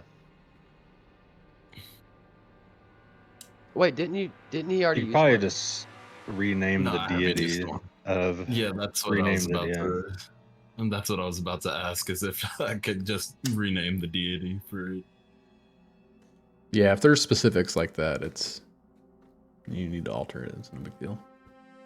Okay, cool. Just wanted Send to him double check vice that. and virtues as if I was playing a cleric of Sundaria, because I was gonna bring a character similar to Corbin and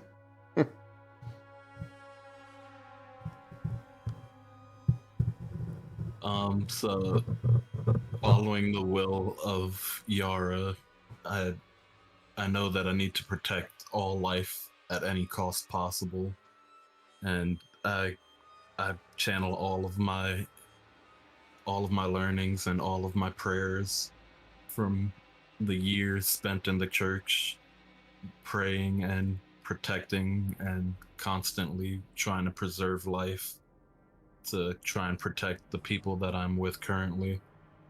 Or I guess not people, but entities that I'm with currently. All right, make your roll.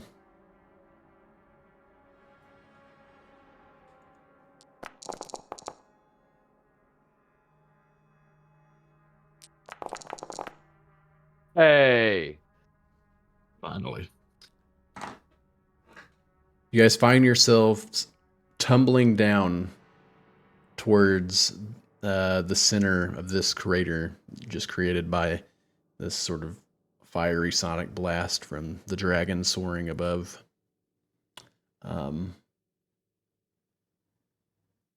As you finally stop rolling, you look up. You guys notice that you're all next to each other as the dust sort of settles and clears from the winds that seem to be picking up and getting stronger and stronger as you get closer towards the citadel. that feeling that you felt earlier, the sort of struggle to draw a breath seems to have gotten worse. And you look down and you notice that you begin to start bleeding through your chest armor. Put your hand over it, hand immediately soaked in blood. As you put your arm back on your chest, you can feel one of the bones kind of moving out of place as if it's broken. You look down and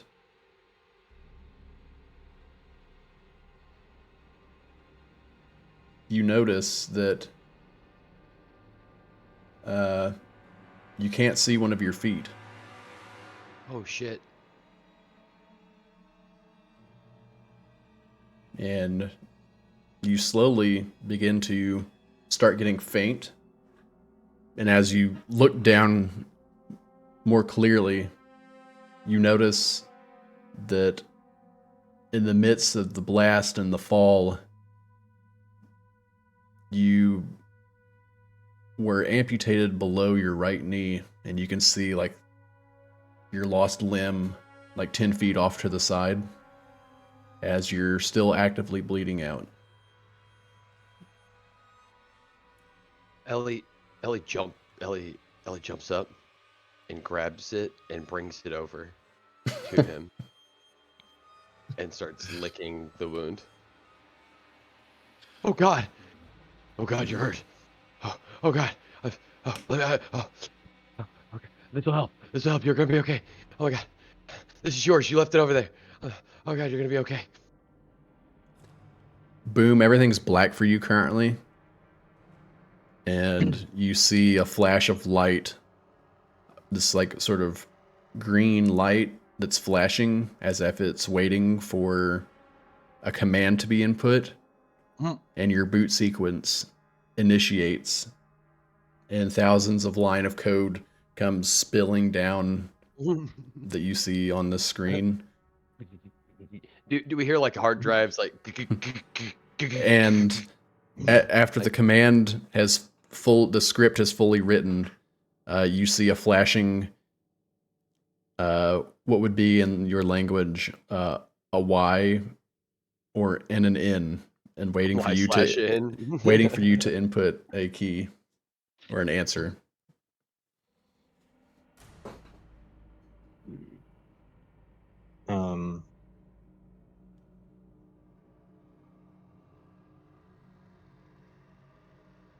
I want to assume Y is yes to finish booting, and no is to not. So, input Y.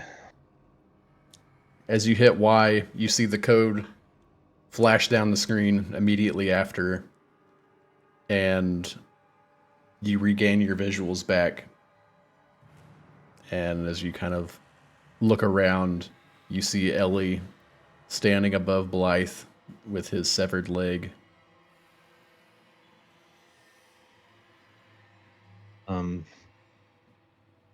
I walk over and grab the leg, put it here, to take the this. other part, like, to where they're connecting, and I'm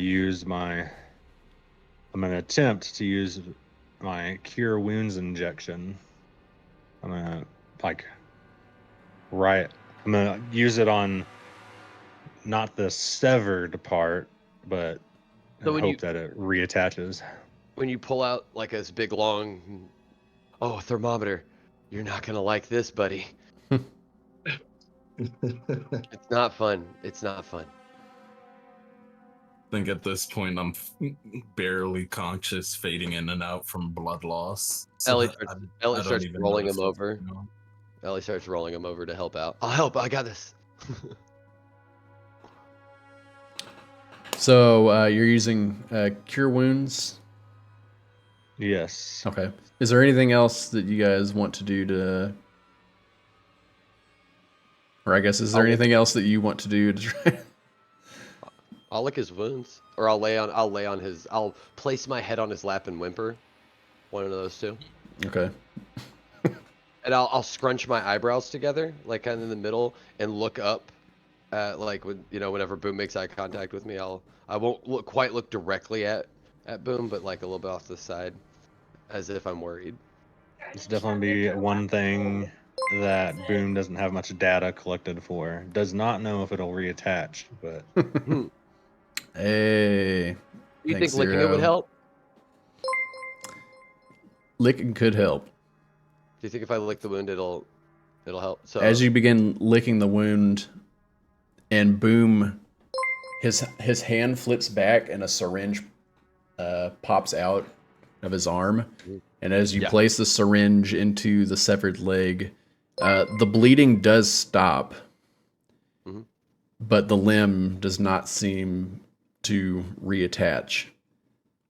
As you inject a vial of cure wounds into the upper thigh, right? You're attaching to the part that's above or not attached. yeah, the above to Okay. at least make sure that gets Yeah. healed, but hopefully to reattach. Yeah, you Hey, Reaper. place your hand like on top of the kneecap and inject it directly into the thigh, and you notice that the bleeding does begin to stop, almost like the artery begins to kind of close off on its own, and but the severed limb does not reattach.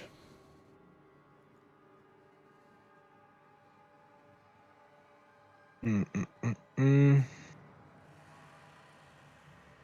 I don't think that Okay. worked. We're gonna have to bury it.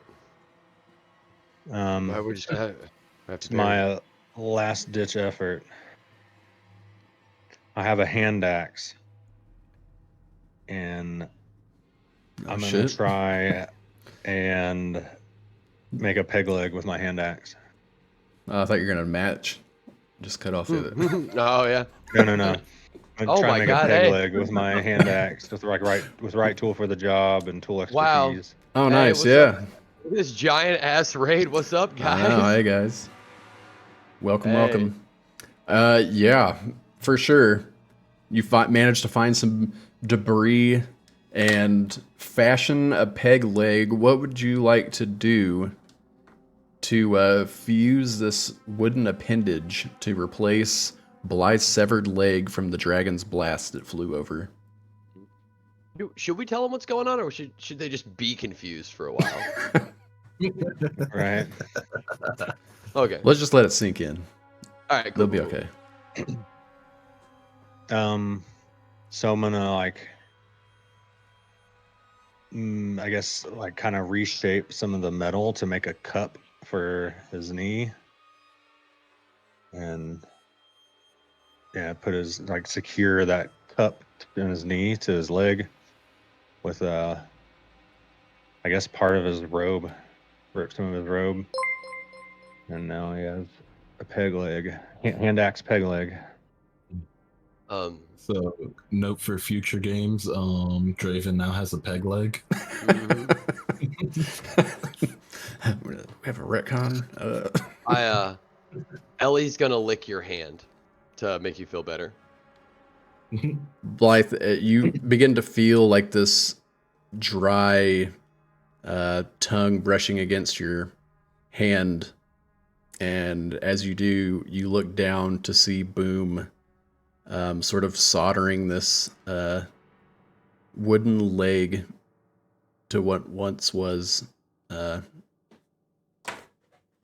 appendage. It's well made. It looks Blythe great, just- actually, for like driftwood. For being made on a battlefield, yeah, I'd imagine. But I think Blythe just screams out in terror. Just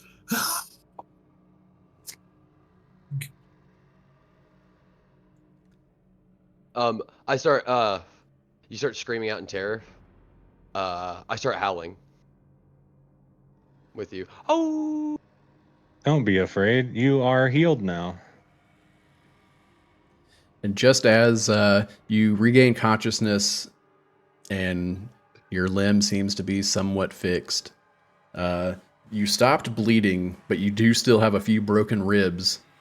And with the howling and the yelling, and after the dust begins to settle after the sonic boom from the dragon blasting at you guys as it soars over this dark, stormy realm that once was Farrell's Valley, you begin to hear that familiar sound of the creatures that were climbing out of the ground as you were running by have finally caught up.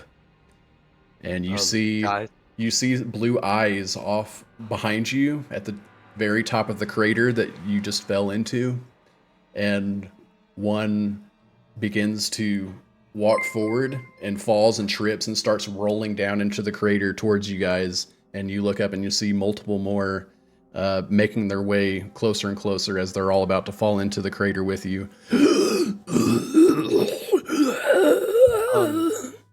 guys, if you guys are ready, the people made of treats are back.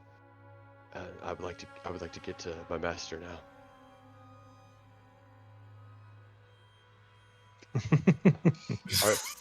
Are you Blythe? Are you done bleeding? Where is my leg? Oh, I hold it in my mouth. Ellie's mouth. It's right here. It's right here. I kept it safe for you. Ellie moves over to some rubble and like moves it off to the side and like digs it out of a little hole. I was just keeping it over here just for, so nobody else could find it. And I pull it out of the hole and then I just draw it over and drop it in your lap. And then I sit down and wait for it to be pat on the head. We are in a death trap. We should leave. As the undead creature rolls and tumbles down the crater towards you guys, you notice that like it falls wrong and one of the legs actually it's snapped, like it bends the wrong way, and one of its legs go flying off behind it as it's tumbling down the rocky crater, and it ends up landing face first right at your feet, Boom.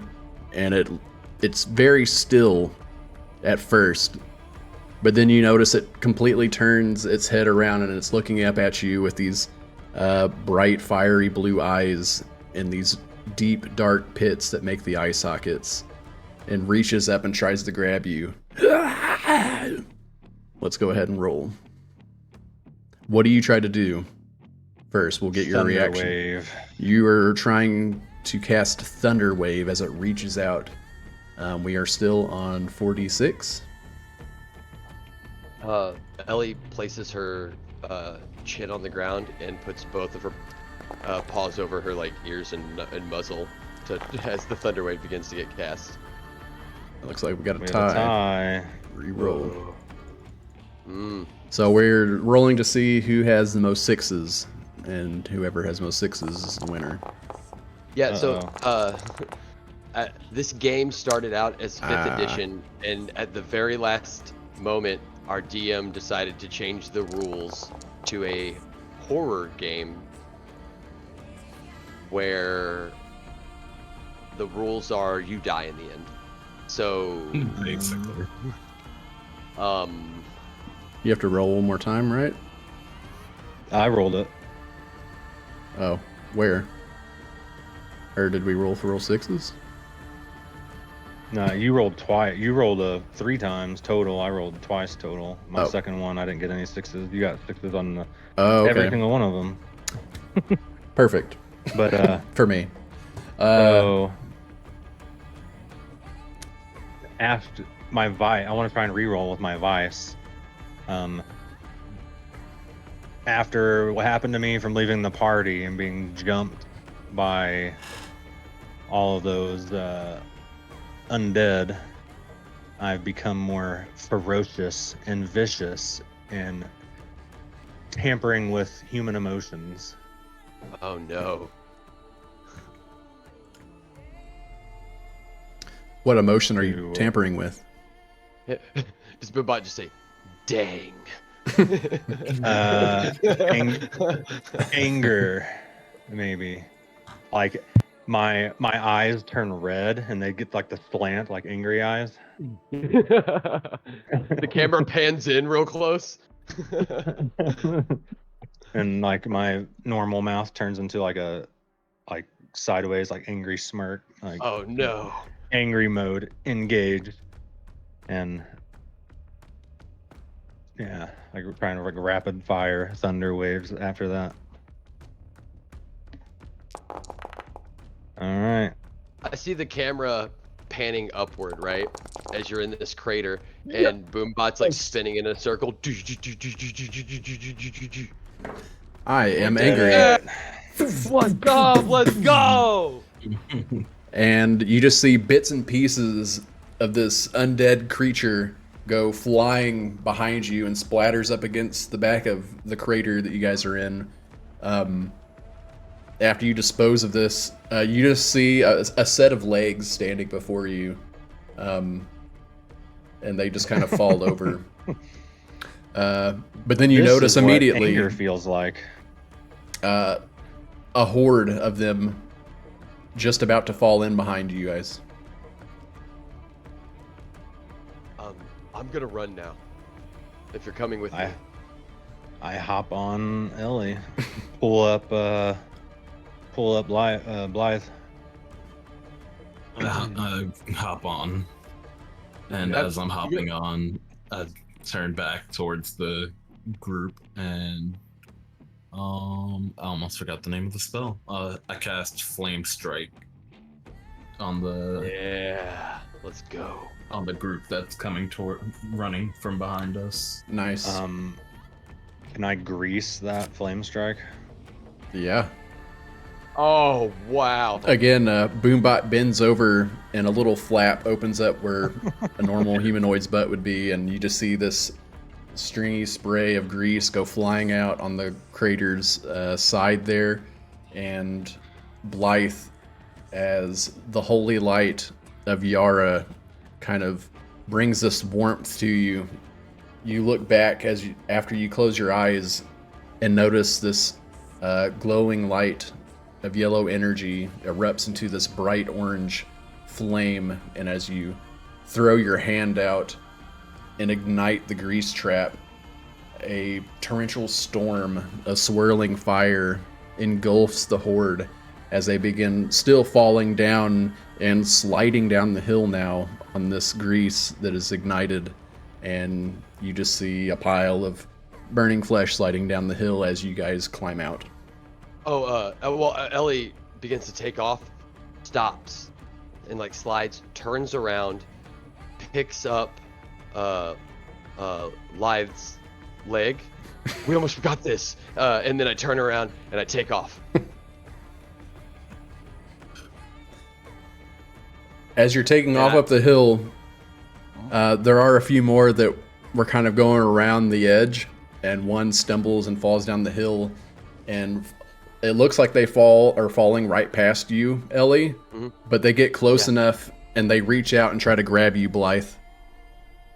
As they reach out and grab you, it looks like they're about to bite your leg, but they ended up just biting on the wooden peg, and you guys are sort of dragging along the zombie, and it's like munching on your new wooden leg.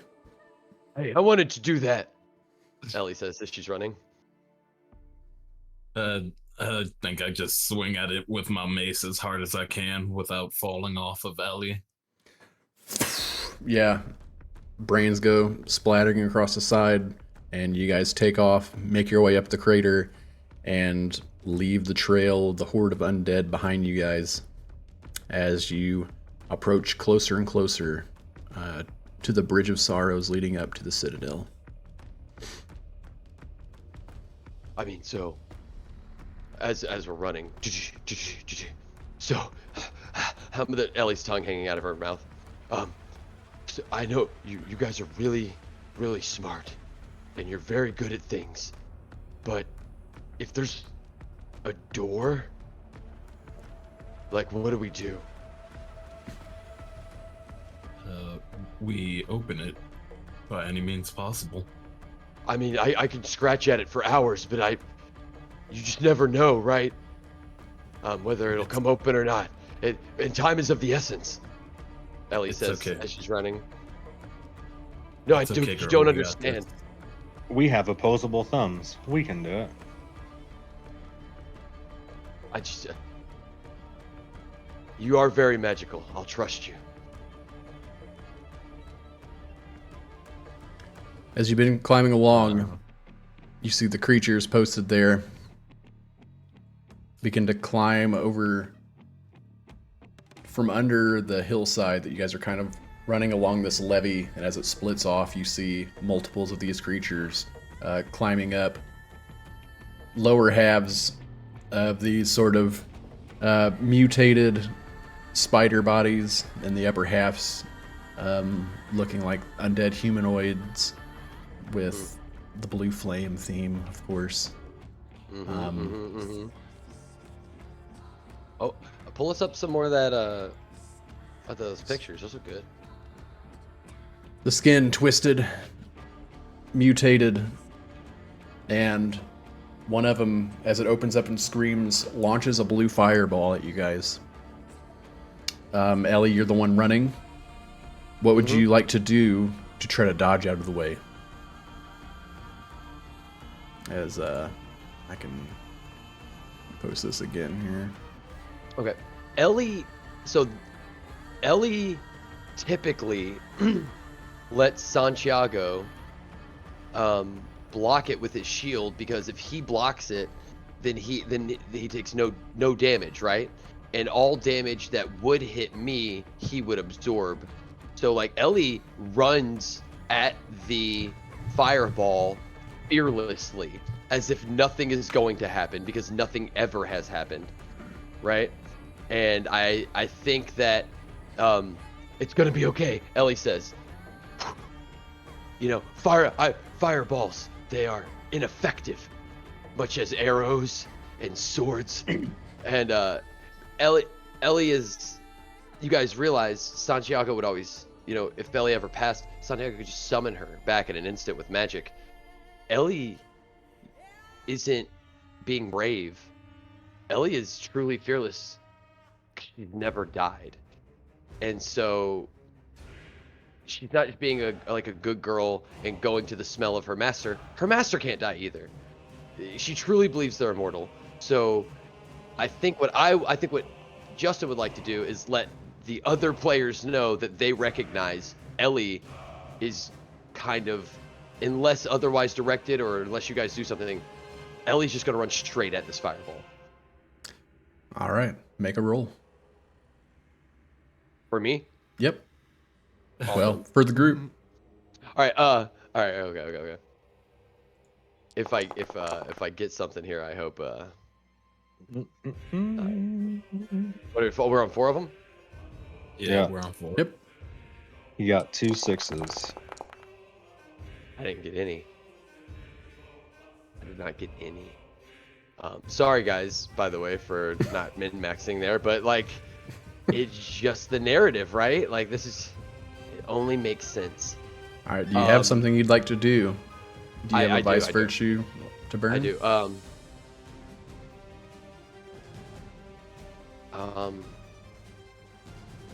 So I haven't had to burn one yet, right? No, not yet. Not yet. I think Ellie will use her virtue, which is, I am here to protect the life of my comrades at any cost. And is there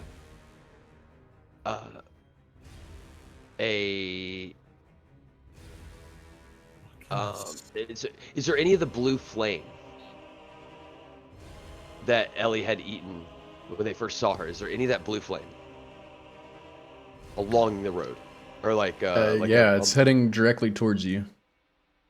They threw a blue fireball at you. Yeah. I didn't know, well, like any of the like a creature or something that was on the side, something Ellie could basically consume. Oh, I mean, yeah, there's plenty of that. Okay, Ellie tries to take a bite of it,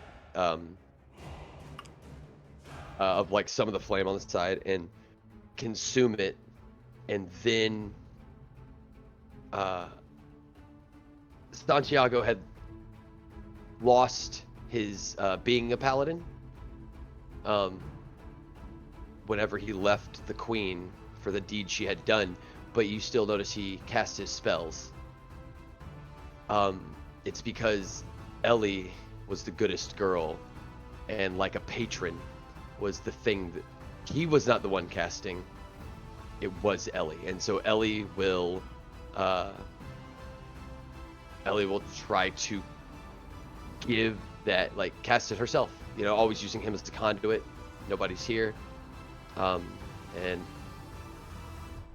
Ellie will try to cast magic for the first time. I mean, she can talk, right? Make a roll. So, all right.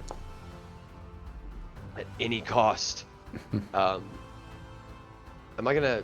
Is this gonna be like the fourth character that this war has?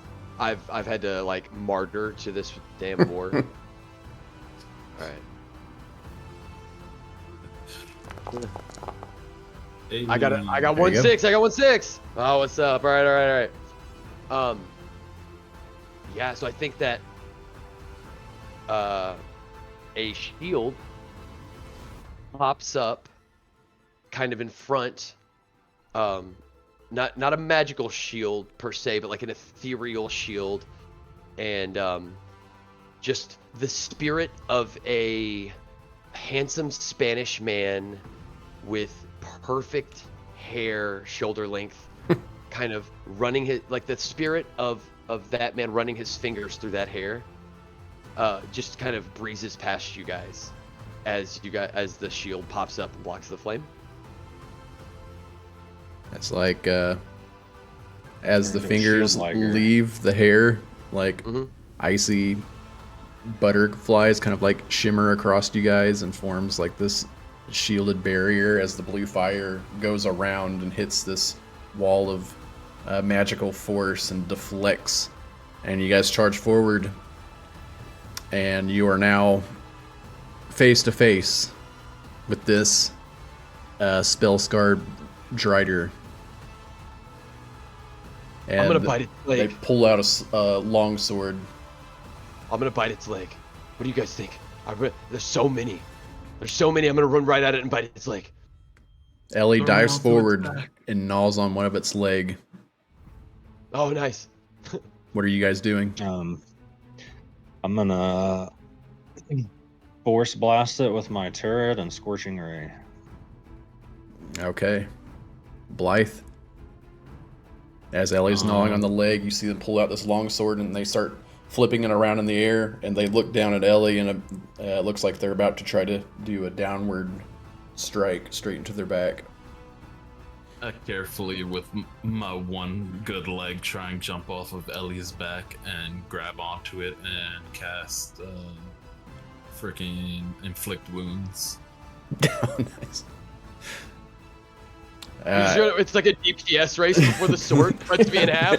All right, guys. Wow. Okay. Yeah. The best defense is just all-out offense plus the the guarantee that it won't be you that dies. Right. Perfect plan. My force blast knocks it away. Nice. Yeah, Oh, it nice. knocks it back as it's getting pelted by scorching rays. Ellie, you're kind of gnawing on its legs. You guys are pulling in different directions. It's trying to like line up Yes, its I'm like- arms to strike down. And Blythe, as you're trying to get your balance and keep yourself from falling down, you notice that you're not so used to your peg leg, and it makes contact with a loose rock, and it kind of like slides out, and you begin to fall, but you're close enough. And as you're falling, you reach out and place your hand directly on the torso of this spider-like humanoid. Make a roll to see if you can maintain contact long enough for your spell to go off. Oh no. Oh god. Oh I no. believe- As it's beginning to come down and attempt to stab Ellie.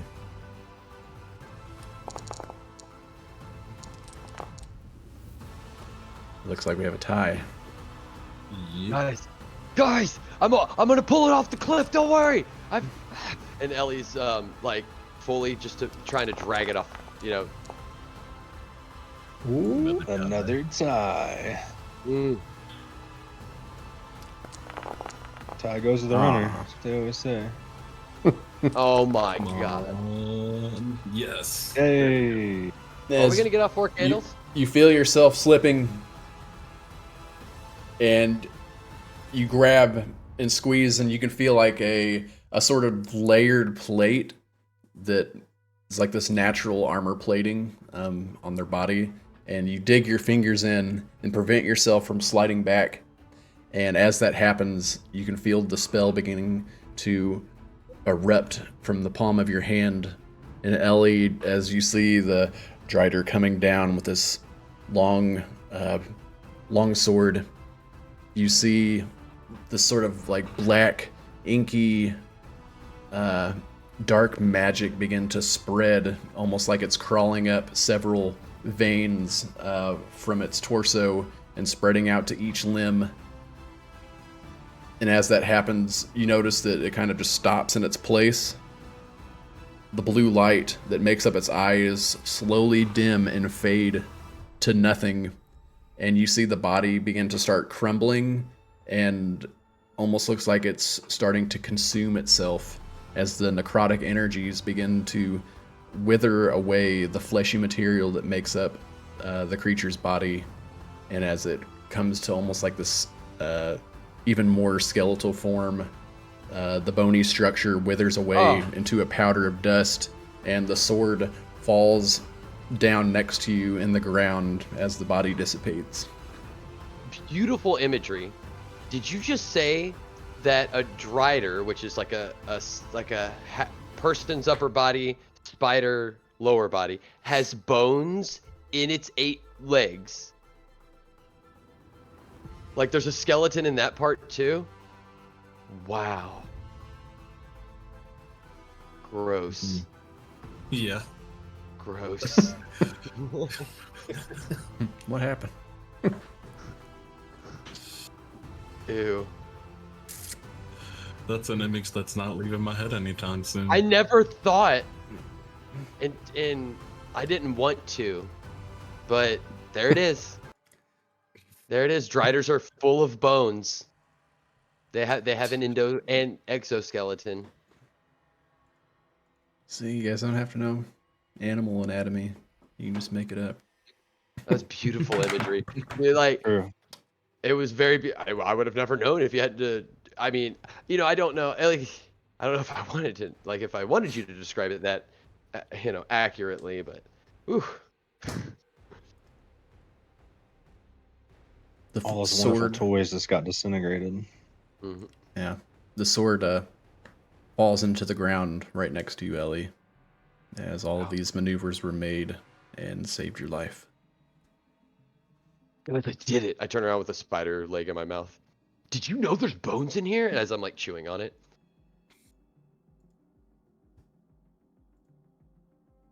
Ellie, that's disgusting. Spit that out. Mine. It's mine. I killed it fair and square.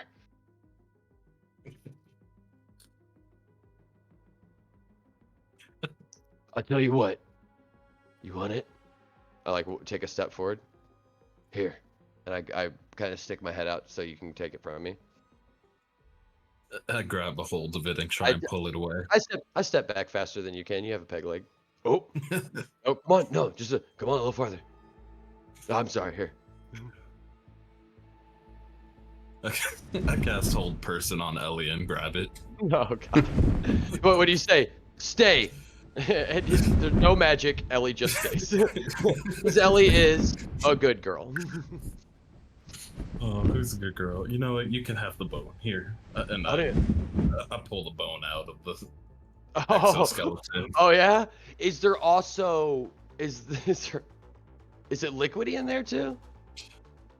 You know what Ellie should do? Like a that's spider, the or bone. are there muscle? Is it muscly in there? It's mostly DM? fluid. Could you please? Yeah. Could you muscly fluid? Mostly fluid. Mostly fluid. Okay, Muscly I said fluid would be muscly fluid. strange. Ellie should bite the sword handle of the sword Mm-hmm. I was thinking. And chew all the leather off of it. Now's And not have the a time, weapon. guys. Now's not the time. You swing the sword around. Rah. How would I do that? As you guys are trying to decide whether to chew on a sword or not, you hear the thundering. As it gets closer, you look off into the distance and see this undead, plague-changed dragon soaring towards you once more. As it drops its jaw, wings fully spread out, this blue, fiery laser beam heads directly towards you. And as it hits the ground, dust and another giant crater is created. This one is a little bit farther away from you. It doesn't impact you like the last one did, but you do feel the impact as the wind comes washing over you, as your hair goes flying to the other side. You almost get knocked over from like the concussive blast as it comes crashing into the earth. You feel the ground shaking as it tremors below your feet. And as you're looking over, you see more hands begin to reach up from the ground. And one grabs onto your leg, Ellie. Hey, that's mine! And I bite it. As you reach down and bite it, you just you completely snap it and pull it out. But it's still hanging on to your leg. Oh, which one? My back leg? You pull it off your leg? No. I shake my leg vigorously and kind of run around in circles. It's still hanging on. Yeah, more vigor. If it's on my back leg, I start scooting my ass on the ground and like, God, guys, it's killing me! Guys, it's gonna kill me! It kind of falls off onto the ground after you drag your butt a little bit, and then I turn around and like you try see to the eat it. severed hand roll over and like comes up and starts crawling towards you. Oh, that's it, you son of a bitch, you're mine. And I'll pounce on it. Full on, stand on my back legs and like, boom, Yeah, pounce on it. Like you a just Fennec you fire. flatten it out too easy. Yeah. Hell yeah. Fuck you, man. What do you think you are, a squirrel? Huh? You think you get away from me? All right, guys. Amidst all this, as you're on like this sort of levee, right, heading towards the citadel, you hear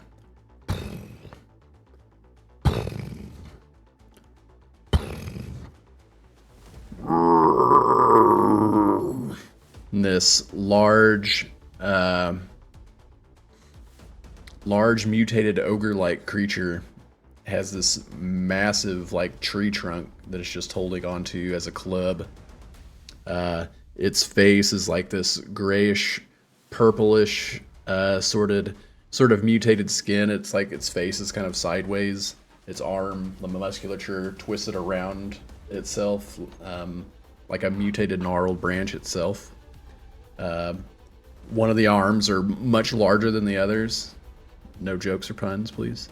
And then it has like this small, skinny arm that kind of like holds up to its chest as it rushes forward towards you to try to slam the tree.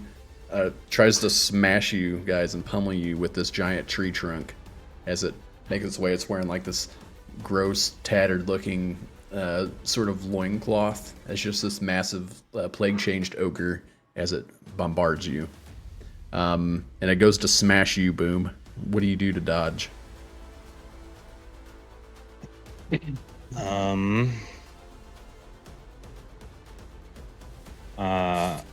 don't think I do dodge. I think I use shield. And, Shield. Nice. Like the plates. Nice. Over me. Full on, just Iron Man. Okay. Yeah. Let's roll for that defense. Oops.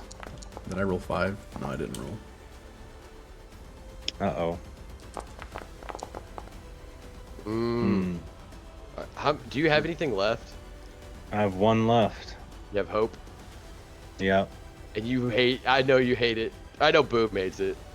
the hope to go back to my village when this is over. All right.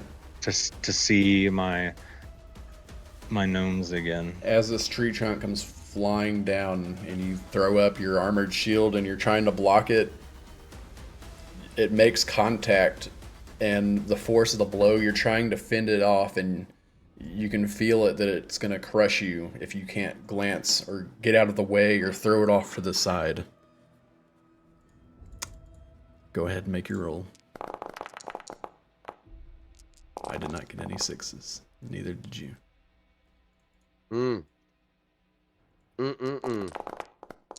Uh-oh. There's a 6. There's a no. six. Oh, there's 6. Oh, shit. Who's Oh, going to shit. get It's it? confusing. Oh, 2 6s. Oh, fuck. There it is. You're holding the tree back as this massive, decaying, withered oak tree that's being used for a bludgeoning club comes smashing down on top of you. The plates fold back, and it's still just not enough. You're trying to like push it off to the side so it glances from one way to the next to be able to fend it off, and you feel the pressure just pinpointed down straight on you as your smaller gnomish figure up against this towering behemoth of this ogre-like monster comes crashing down. You can feel the springs and the support rods in your shoulders as you're holding your arms up beginning to give out and crush. You feel like the hydraulic system that's keeping you standing, hoses begin to break and fluid begins shooting out everywhere just before your body completely caves in. And as you fall back, you notice your vision begins to go black. You see that coding again, trying to reboot, but it can't seem to complete the initiation script, and it's stuck in a phase that's not letting you advance any further.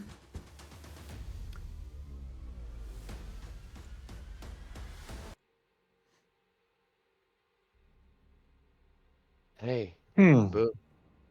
Boom. Hey. Hey, Boom. Stop. Ellie paused at like a limp hand. Boom. Stop playing. Boom, you have to stop.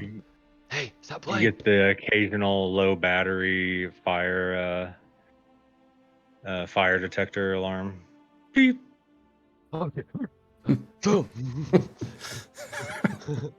Low battery. Beep. Boom, are you okay? There's something inside you. I'll kill it, but it's I think seeing this, Blythe panics and casts life transference, giving half of his life to try and restore Boom. As you sort of put your hands together,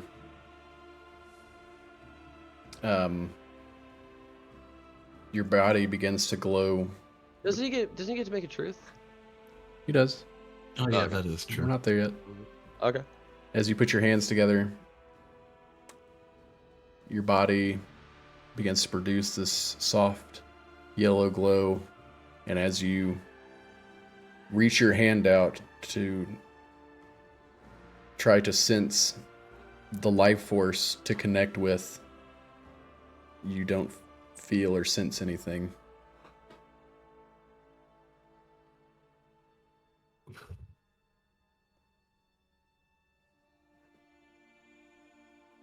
Boom. I would like you to make a truth to this world.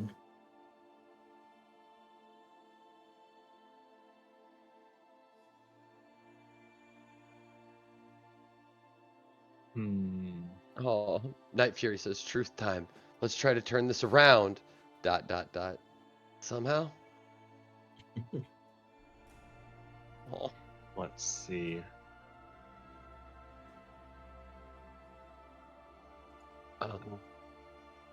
Boom.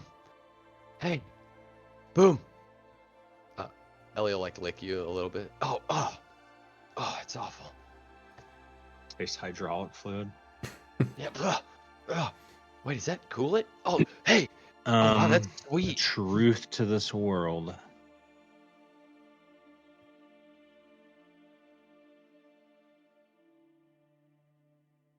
It's tough. How'd you do this, life?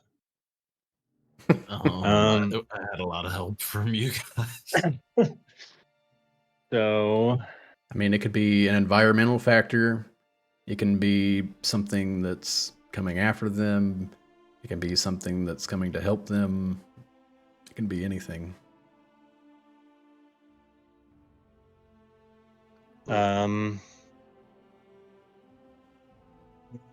I try this? I have an idea. If hopefully this can work. Let's go. It's gonna work. It's gonna work. Maybe. No, you got Let's this. hear it. I'm accepting that Boom is powered down. The deities, seeing this corruption of their, beautiful creation, the world, the Numestria,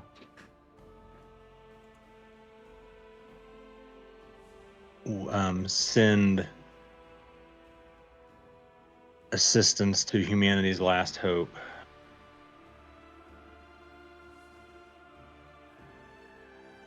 And like a beam of light from the sky as a, how would I word it? Yeah, what's the truth? Essentially, The deities I are don't. sending assistance. Yeah, the Sundaria is sending assistance in this darkness. Or Sundaria is sending a champion. Yes. Is that? I think I know where you're going. Yeah. If I can help, That's what I'm getting at. Sundaria is sending a champion. Okay. Yeah, cool. That brings us to 3 candles left. Oh, I didn't even bring you guys to the screen. I'm so sorry. You didn't get to see it. How do you like that, how it takes your eyes a little bit to adjust? Yes. Because it goes like from the sepia. blue. Yeah. It's funny. That's awesome. That's amazing, dude. It's so good. Where'd you get that art, by the way? You know where I got this art. Oh yeah. That's awesome, dude. It looks amazing. I actually didn't know. That's so I was guessing, but it looks so good. Yep, that's Midjourney for you. I mean, Yeah. perfect application. You actually inspired me. That inspired me for the wonders that we're going to be working on later. So that's awesome. Looks so good. As you guys see Boom completely crushed, the giant tree trunk comes up, and you see just scattered cogs and springs and different parts, different remains left on the ground. And as the beam of light pushes through the dark, ever-churning storm above with the blue lightning that streaks across the sky, the light opens up from above, and you see a flash of holy fire burst in a column and erupts behind this mutated ogre. And as the camera pans to the side to where you can see around him stands, please describe who's standing there, Evan.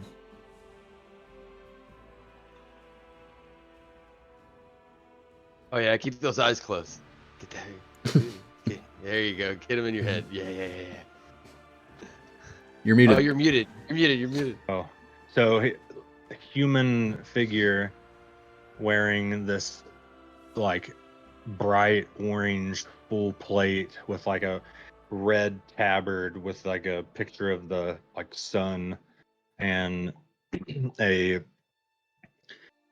a flail and a shield with that same picture of the sun, but the chain and the end of the flail, like the mace, are like made of fire.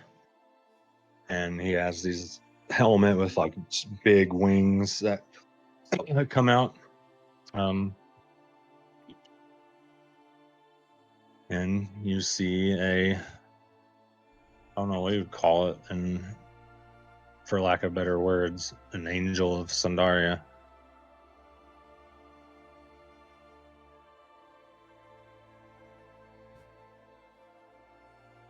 As the ogre he goes and tries to swing down on you, Blythe. I think at that point, I'm more concerned with Boom being destroyed, and I quickly try and cast banishment on him to try and get him away temporarily, so I can try and save Boom.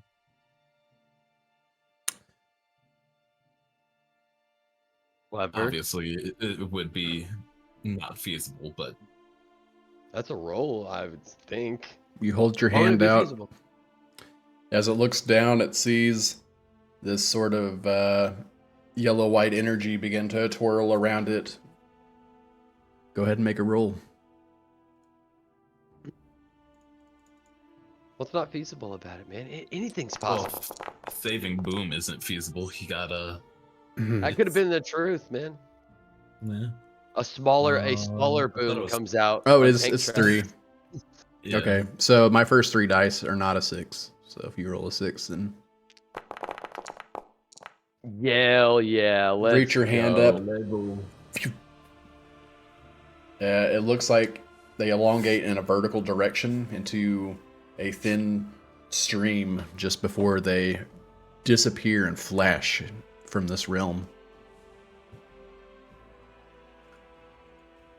That moment, I'm running over to Boom's body and trying to piece together what I can. But I can't seem to fit the pieces in the right way. I can't seem to. Everything's just too flattened out from being smushed. Don't leave. It's We okay. needed you. It's okay. Hey, it's okay. It's okay. He'll just come right back. It's fine. I see this all the time. It happens to me all the time.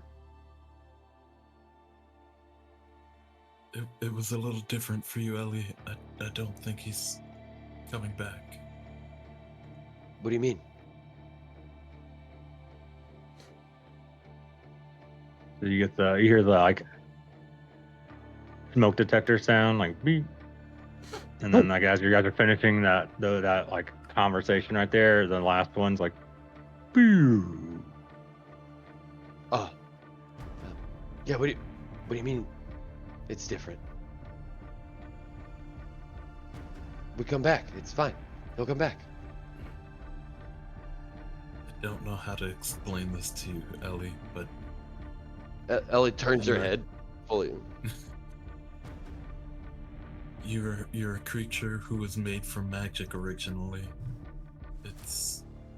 He's not made from magic. Okay. So, like, you're made from magic. Oh, because he's not like you and me and Santiago, my master. So we're all made from magic, and that's why we come back. I'm not made from magic either. That doesn't make any sense. Ellie, just don't worry about it. We'll have What are you to saying? bury him on our way back. Oh, I can do that right now. I dig a hole. I dig a hole, the berry boom. As Ellie starts digging a hole, the ogre reappears back and looks around. See? You see that? You see what I'm saying? You're a liar. See? You just come back. It's no big deal. Can I do something to that ogre? Or Yeah. attempt to? What do you want to do? Live- are you- my eyes ignite, and I say, "Burn, heathen!" the fires of Sundaria, and I want to cast the like highest level burning hand spell you will allow me to do. As I just like, I just want to like reach out and just like melt it essentially, just send, like burn it away. Yeah. Let's go ahead and make a roll for it and see how awesome that is. I hope it's awesome. We're still at 3, right? 3. You can do it.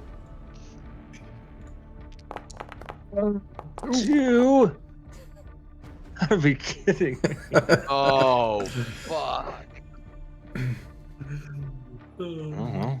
You extend your hand out, and it looks like a fiery explosion, like this huge orb of fire begins to erupt from your hand, and a flaming dragon appears, and as it takes form, you see the dragon like look up and scream and breathes out fire just before it rushes and crashes into the ogre, and the ogre like jumps out of the way and comes flying towards Ellie and Blythe. Wait, what are you, Blythe? What are you telling me? Ellie, look out! And I push your Ellie out magic. of the way. What? Your magic and Santiago's magic. You'll come back. And as you say that, the just giant flaming dragon comes whirling towards you guys.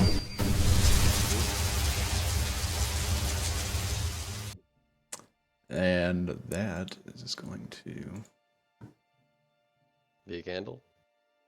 As Corbin, as you stick your hand out and you just see this massive cone of fire coming out, it consumes everything in front of you, and you do not know the fate of those standing behind the ogre.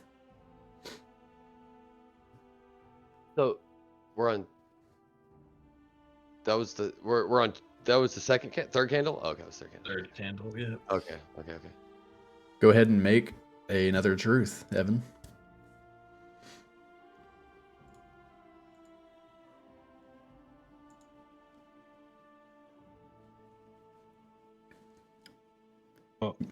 So we're still like on the bridge or the levee. You're still on the levee. You're pretty close to the bridge. So the dragon is flying towards us, and the ogre jumped and ran towards the other two. Correct? Yeah. So if which dragon are you talking about? I guess I shouldn't make multiple You dragons. said a flaming dragon. Yeah. So that was flew like towards us. So the black spell plagued dragon that's flying around. Yes, they came in from the northwest and were heading southeast. That was a while. So that's been a little bit since that's happened. Okay. I thought you just said that happened with that. No. fire sound. So the dragon that I just explained was the imagery that was being conjured from your flaming hands. Oh, okay, gotcha. I misunderstood. No, it's good. Okay. So my truth is, the ground beneath the ogre gives way as he marches towards the crater he smashed boom into. Does that work? All right, repeat that again. The ogre is headed towards them, right? I'm saying the truth is the ground gives way because the ground, the edge of the levee is weak from smashing, like where he smashed boom. So the truth is the levee gives way where he steps. Okay.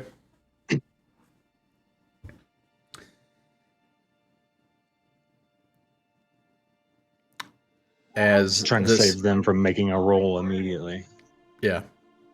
As the fire rushes over you guys as you dive down to the ground, you get a little singe for sure. some like first, second degree burns go across your backs as Corbin attempts to completely obliterate this ogre. The ground kind of trembles at the same time as well, gives way, and it just falls into what looks like a black abyss as this sort of wreckage clears out and you guys can see a little bit better. It's almost like an odd sinkhole that shouldn't have been there. As you kind of look around, you can see the horde off into the distance, still trying to close the distance between you and the bridge.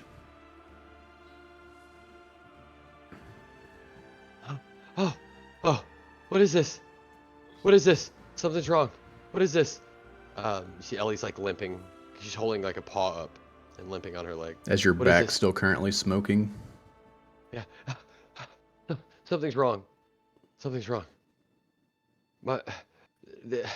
It's not working.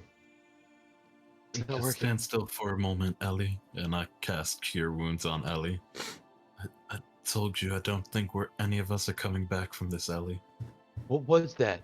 It was like it was biting me from the inside. It was like something was biting the inside of my body. Blythe, you look down and like some of your wooden legs charred.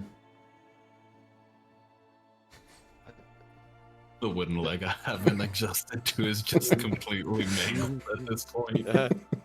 What's It's bite marks and it's burnt. And you like use it as a punk. what was that? What was biting me from the inside? It's never happened before. Have you never experienced pain before, Ellie? What's the pain? It's not Pain. pain? Is that what people Hurry want? now. They're closing in on us. Is that what is Santiago in pain? Is my master in pain? We can have this discussion later, Ellie. We have a pressing matter at I hand. start smelling for Santiago immediately, to see if I can pick up the scent. That was awful. If that's happening to him, I can't let that happen to him. That shouldn't happen to anybody. I'm gonna start like immediate. It can't happen to him. And like Ellie's gonna like furiously try to find the scent of Santiago. Yeah, again, the potency is strongest towards the bridge. Immediately beeline it, trying to dodge, not engage in anything. I have to. If this is happening to him, I can't let this happen to him. And she runs as fast as she can to try to get to it, to catch the scent and follow the scent, leaving the other two behind if they don't follow her. You guys dart. Yep. I want, before I do, we must hold them off as long as possible, and I want to put a flame wall up behind the front of the bridge, or like behind us, and then take off. Okay. Yeah. You can reach out to one side and reach out to the other. Huge, massive firewall, and they just kind of like crash into it. And you, as there's so many of them, the first few just get completely burnt and just like fall through into ash. But as the piles get thicker and thicker, they just start kind of like pushing over it. And eventually, after a few minutes, you see a couple of large holes in the firewall itself, as there's so many bodies that lay on top of it that kind of extinguished it. And you just see them like kind of crawling over these large heaps of bodies that were kind of burned away. As you dart towards the bridge, you find yourself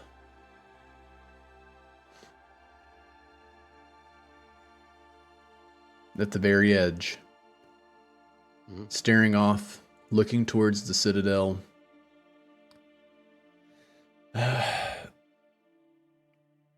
As you look around, uh, darkness sort of engulfs the surroundings. You look up, and the sky clouded, obscuring the sun's feeble attempt to penetrate the oppressive gloom. I could really use some of that gray light right now. The air feels thick and stagnant,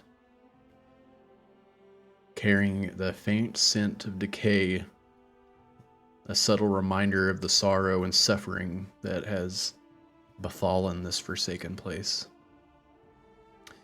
As you look down into the abyss below, on each side of this massive bridge that stretches out to Carnea's Hold, forms like this deep moat as these soul-like webs stretch across at the bottom of the abyss.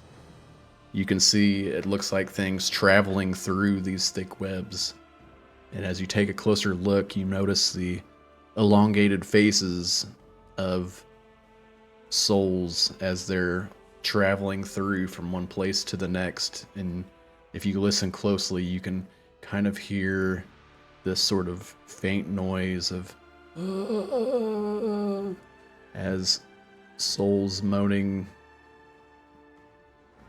longing to be set free. Does the smell come from there? The smell comes from all around. It's just like this, almost like a constant fume that fills your nose. But it's strongest up ahead, towards the citadel itself.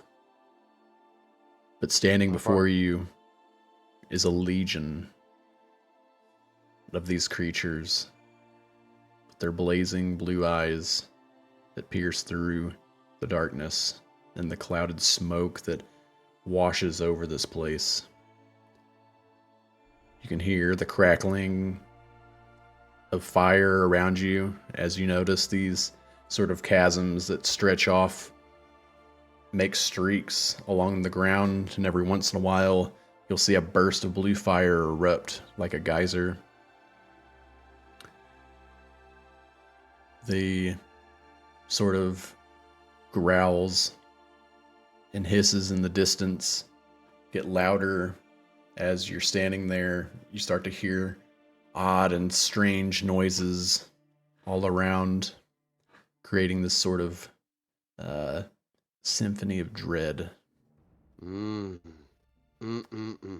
Talk dirty to me. Mm-mm. Ellie turns back to the other two and says, "Don't worry. I'm going to go get Santiago. He'll know exactly what to do. It's fine. I'll be right back." And turns around and runs directly into the horde. Like, just bolts. He's over there. Don't worry. I'll just scratch at the door. Even if it takes 2 or 3 days, it doesn't matter. It'll open and he'll be there. It's fine. And she runs, kind of just runs, like leaving you guys there. I think, I mean, I know that this is like an army.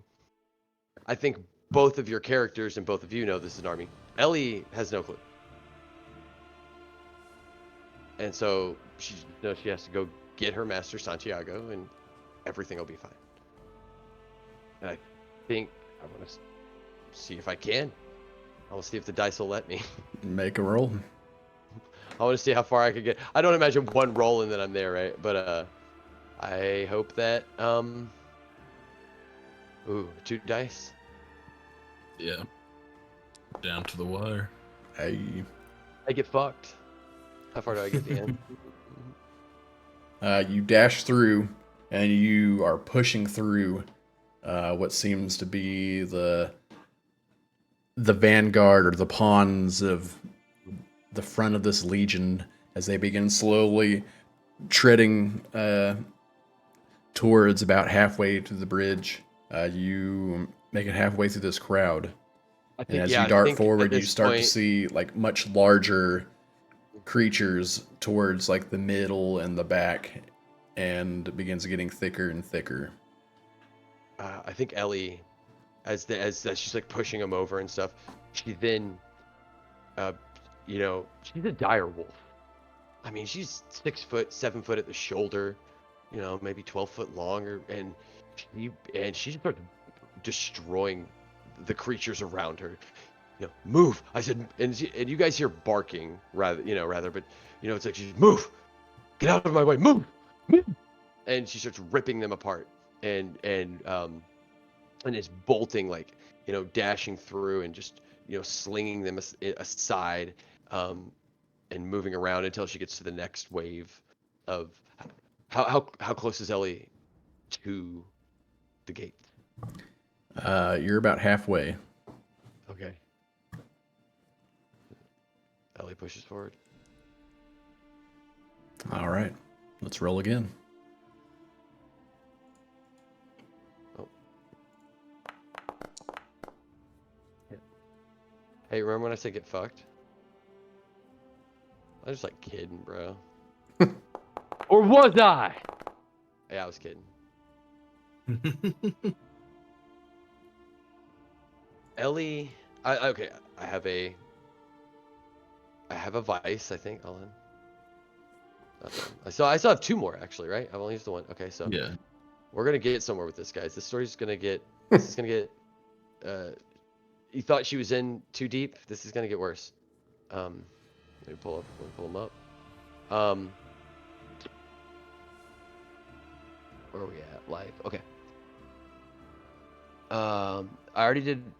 Okay. Ellie thinks back to.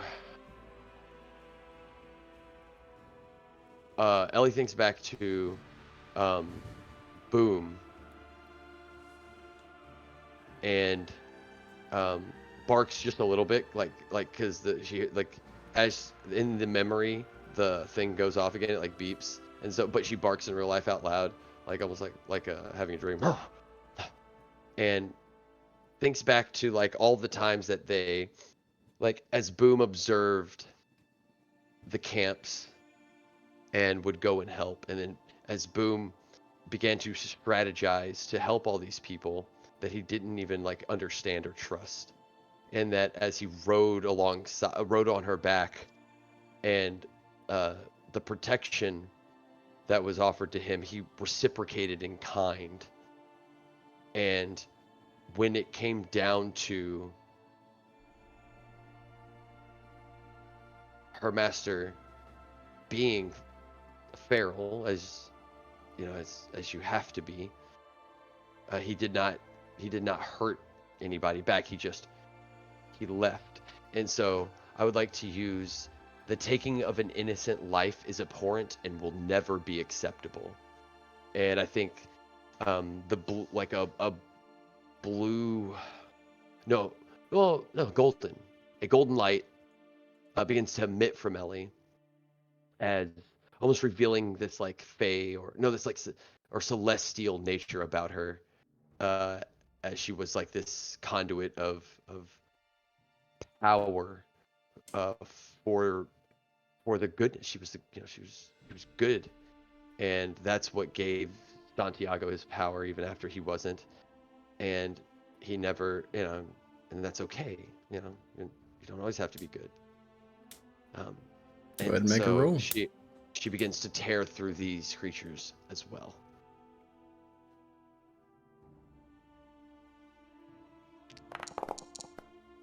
Oh, shit.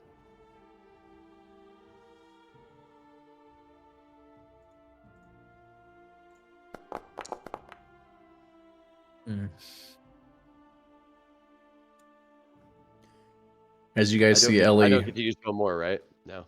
Okay. as you see Ellie charging deeper into the crowd, breaks through about halfway, and gets about 3/4 into this sort of troop of these large, heavy armored, sort of skeletal knights.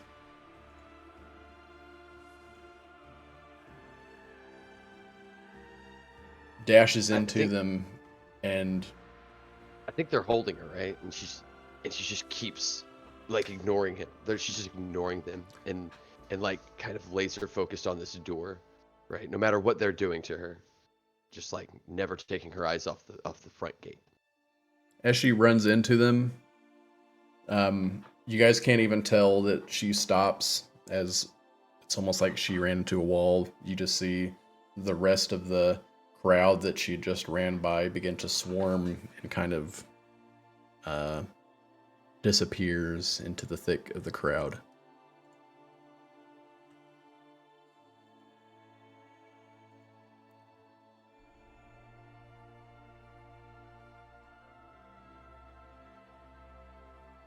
Please make a truth for us.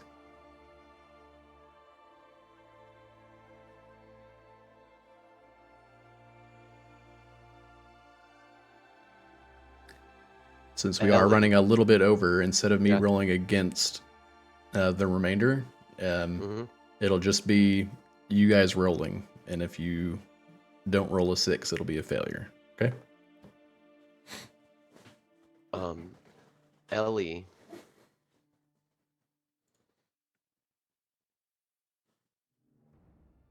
meets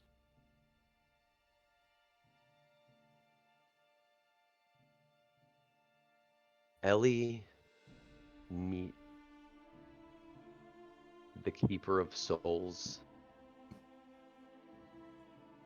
at the gates to be judged.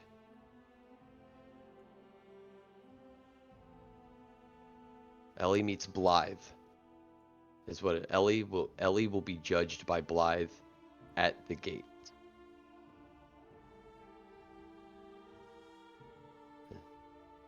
Okay. So that is live. Live, you hear that? Yep. Yeah, cool. And that is the last time that it's Live, yeah.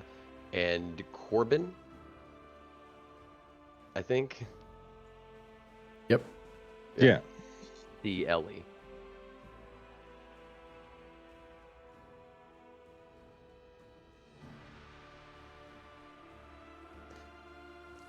After Ellie charges towards the gate, you notice that the army comes marching forward. And just straight running past the what sort of look like zombie-like humanoids.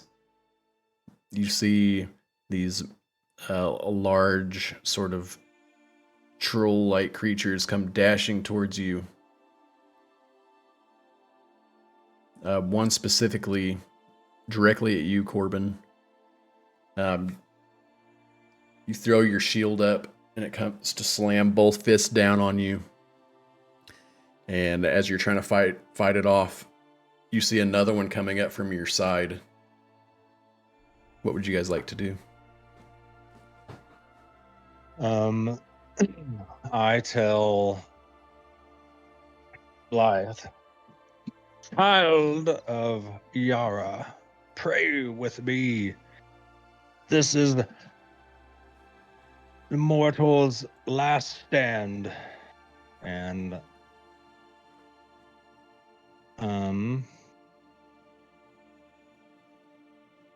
basically try like whatever spell he wants, I guess, like in prayer, and I'm gonna use Firestorm. I pray over my weapon and ask Yara to bless this weapon with her holy light. And Motherfucker, you which cast is my magic base. weapon? You cast No. magic a level 1 spell in the moment? No, I cast holy weapon. Let's get that real quick. Oh, my bad. But yeah, I cast holy weapon on my mace. And I run towards I'm sorry, what's your character's name right now? I completely spaced. Corbin? Corbin. Thank you. I run towards Corbin and go to attack the one that's charging him from the side. All right. Corbin, as you're holding the troll off in front of you with the shield, you hold your other hand back, and a swirl of fire emits from you, creating this sort of firestorm. And every time any of the smaller undead creatures try to come up to you, it's like you have a bunch of swirling fiery meteors kind of swirling around you, and as they run up to you and try to grab onto you, they're immediately knocked off to the side, and you just hear as they're in my head, flying left and right. I imagine he's like slowly walking forward, right? And they're like running. He's like that paladin of like, and he's just walking forward, not even looking at him. They're just, they're like, ah, and then one, wait, he's not even paying attention to these motherfuckers. He knows this firestorm's got it. Like, as slow you're holding walk. this one off, the other troll comes dashing for you, and Blythe, you step in its way and try to fend off Corbin. What do you try to do with your holy weapon? And you said this was the troll? Yes. I try and strike at its ankle to bring it down to one knee so I can get a clearer shot at its face. All right. Make a roll. You look up at its face and you're like, I'll never reach that. And your peg leg like slips on a rock, and you look at its ankle and you're like, oh yeah.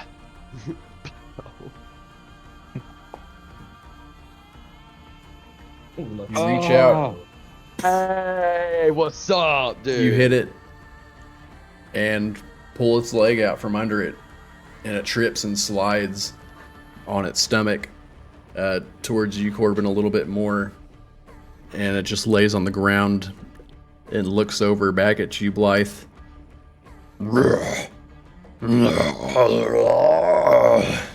Gets back up.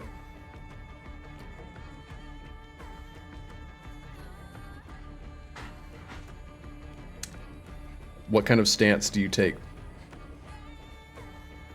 I definitely take an evasive stance as to try and avoid any contact from whatever attack it tries to throw at me. Okay. Corbin, you are like currently pinned as you're like defending the front of yourself against this troll, but while also casting your storm and fending off, everything around you guys essentially. The other troll stands up and begins to charge after you, Life, as you sort of take a defensive stance. It swings down a couple of times, and you're using your elvish reflexes to kind of dodge out of the way, and then it strikes down again. The next strike, you see around its fist, blue flames sort of ignite as it's reaching out to try to claw you. What do you do to defend yourself?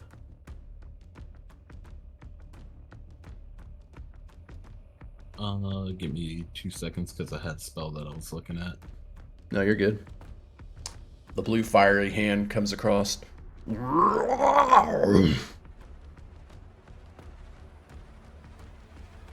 No, that's 1 minute. Never mind, I can't do that. You can do whatever I'll you'd try. like.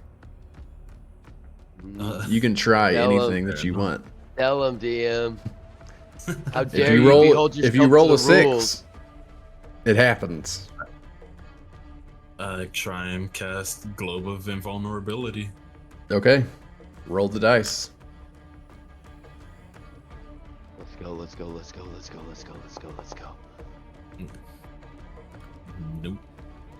Just before the fist, or the open hand with blue fire wreathed around its fingers, comes striking down towards you, you slap your hands together in one last attempt to produce this spell that would shield you from all harm. You can feel the magic forming from your hands, reaches around, wraps around your arms and your whole body, and just as it's about to begin to project from you, you feel the hand come down on your head, the physical force jarring you, breaking your concentration from being able to maintain this magical energy. And as fast as you feel the physical touch of this open palm of the troll, the next thing you know, you open your eyes and you're laying down and you see Corbin shielding himself from this troll and holding his hand out, creating this fiery storm around him. And you look back up and you just notice that there's this open hand pushing you down into the ground, and you can feel the pressure, the weight dig in as you can feel like the cracking of your skull as it pushes down into the hard surface as it begins to crack and crumble around you. And you begin to lose sight as you find yourself not being able to draw breath anymore. It's like you're actively choking. You try harder and harder, and eventually you cough up a huge amount of blood. And you lose consciousness. Corbin, as you look over, you see a figure in a robe with like a metal-plated mask. Some metal plating on the arms, but you can also see, as the cloak is blown in the wind, you still see fleshy, it looks like they're part humanoid but have sort of robotic features. And they dash forward and you see them crouch down on one knee, lift their masks up, and Blythe, before you fade out completely, you just see this faint image as you look up of Rolflin that crouches down, pulls his mask off, and you see him reaching in a little pouch next to him, and he takes out a sort of, it looks like a ceremonial dagger wrapped in like this sort of black leather around the handle with a little dark gray sash that has a sort of skull with like a balance beam, like scales behind it that kind of dangles from the side. And he makes a prayer. He holds it up in both hands and calls out to Dragorth, "Please, spare him. He may be of use to us." And begins to carve like a runic etching below your right eye. The symbol of Dragorth. And as he looks up, as the troll's kind of like making its way towards Corbin, after he finishes the rune, you feel your body sort of come out of your physical self as you begin to ascend at a rapid pace up into the heavens and into the astral sea. And Rolflin begins to dash towards Corbin.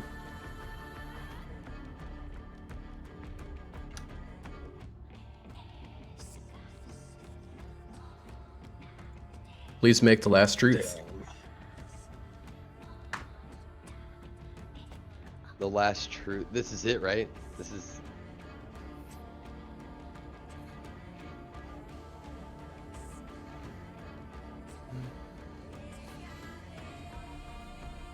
Even in the dark despair of this world, there's still hope for humanity lying within the people of the gods.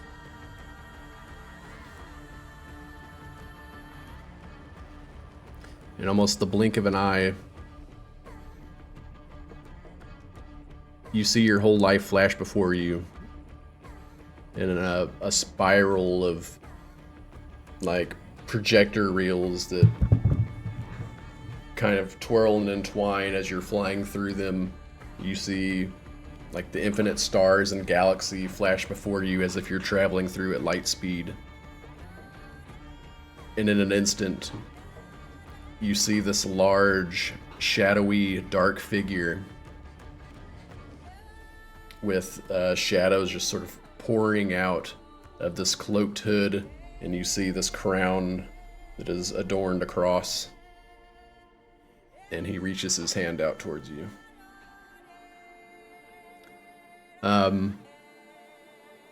Did you speak the whole truth already? I'm sorry. I mean, yeah, it was the last truth, which was just the people of the gods are the last hope for humanity, essentially. Okay. He said specifically a beautiful sentence, which is, "There is hope There is left hope. within the people of the gods." And it's The last truth beautiful, of this man. world Well is that said, there is dude. hope. Awesome.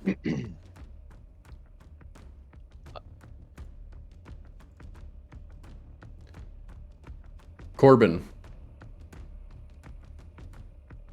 Yes. you see this monk-like humanoid rush up to your aid as you guys begin fending off two large, monstrous trolls.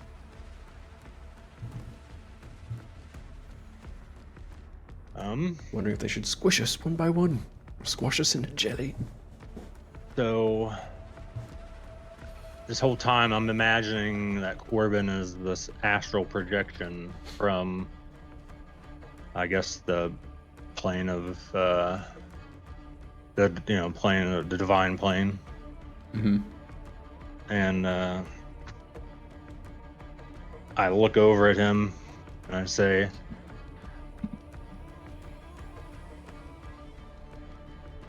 "We must hold them off long enough. Give the mortals time to rebuild." And I, with my shield up in my other hand, I like reach up and I feel like I'm like grabbing the sun, and I used essentially in my last ditch effort, max level sunburst that explodes out from me, essentially trying to cause as much damage to this bridge to stop their movement and like wipe out this like wave legion in front of me and disintegrate my astral projection. All right, make a roll.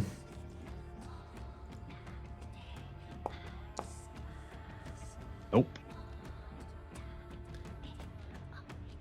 A massive fiery sunbeam comes bursting down, washes over the bridge. Everything that was in its path completely obliterated. You see them trying to run out and they can't quite get out of it, and they just like fall over into ash. But they keep coming. And you find yourself still holding off the troll in front of you with the shield, and Rolflin's trying to fight off the stragglers that are trying to run up on you.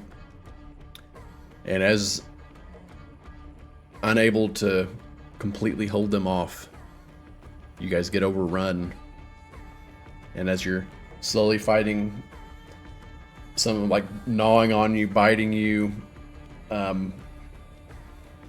one shatters or sticks its hand like directly through your torso, and the projection, which is yourself, shatters into a burst of sunlight.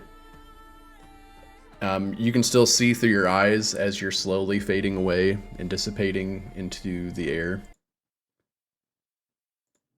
And as that happens, you hear elvish horns off into the distance. As you can see, as you look out to the west, you notice troops of green and gold armor marching forward in formation as King Sarathril marches towards the Bridge of Sorrows. And you look to your left, and from the east, you see Queen Eliza and what remaining humans marching as well. And just as your last-ditch effort to hold the bridge where it's at, you guys provided enough time for them to bring in the troops to establish the foothold at the closest point. As they sort of take a stand and they march forward, and you see a few elven and human soldiers as the armies kind of meet at the same time, run past you and begin to start fighting and defending off and establishing the foothold at the base of the bridge. And just at the last second before you fade away, you see the Elven King kind of place their hand on their heart as they gesture goodwill towards your soul. And I think that's where we're going to end tonight. That was awesome, guys. That was Hey, sick. actually, Sure. we have the one candle left. Remember I made that truth about Ellie meeting Blythe at the gates? Can we resolve that real quick? Oh, you did say meet Blythe at the gates, not Draven, huh? I did. I said meet Blythe at the gates. Yeah. Or I'm sorry, Draven. My bad. I meant Draven. That's who I meant. I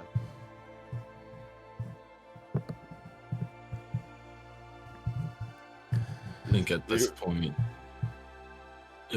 since it's an astral sea, which kind of transcends the normal passing of time. It would have seemed like seconds for Ellie, but it's been years of me being there with Dragorth. And as Ellie approaches, I welcome her in.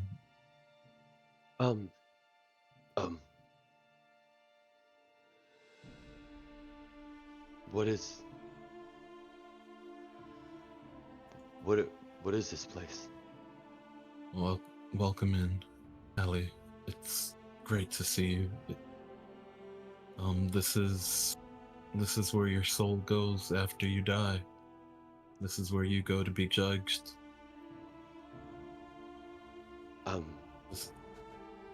I've never, but I can't smell. So what happens when you're judged? Who goes in there?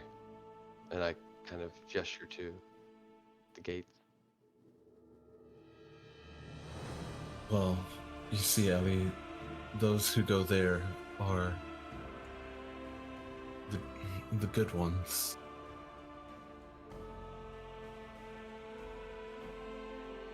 Okay. I don't smell Santiago.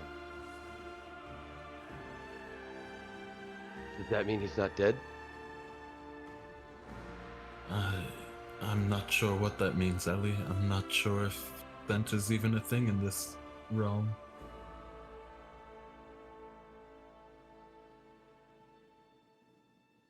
So, do I go in? Was I good?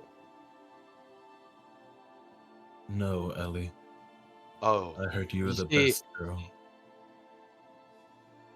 And I give her some chin scratches.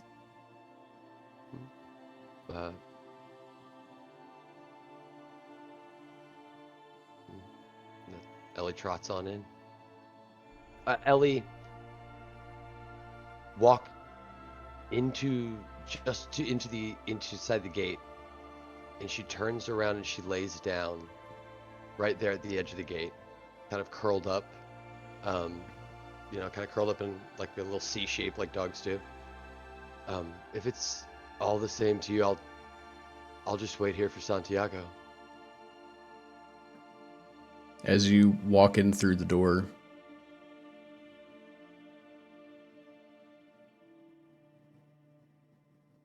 is that you? No, is that your voice for Santiago? Yeah, Ellie, you'll turn around. Justin's completely surprised since Santiago ripped another man's heart out just a few episodes ago. And I think that, but I turn around and is it Santiago? It looks like it would be Santiago. Okay. Ellie will run into the golden light with the silhouette of Santiago holding his arms out, and put paws on their shoulders, turning into a silhouette themselves at the backlight, and let it fade. So even though, I guess, for clarification for my thoughts is that regardless of if Santiago is actually there or not, it could still be Ellie's paradise. Yeah. He would. Oh, it wouldn't let Ellie lay at the gates for all eternity and wait. Right. That's beautiful.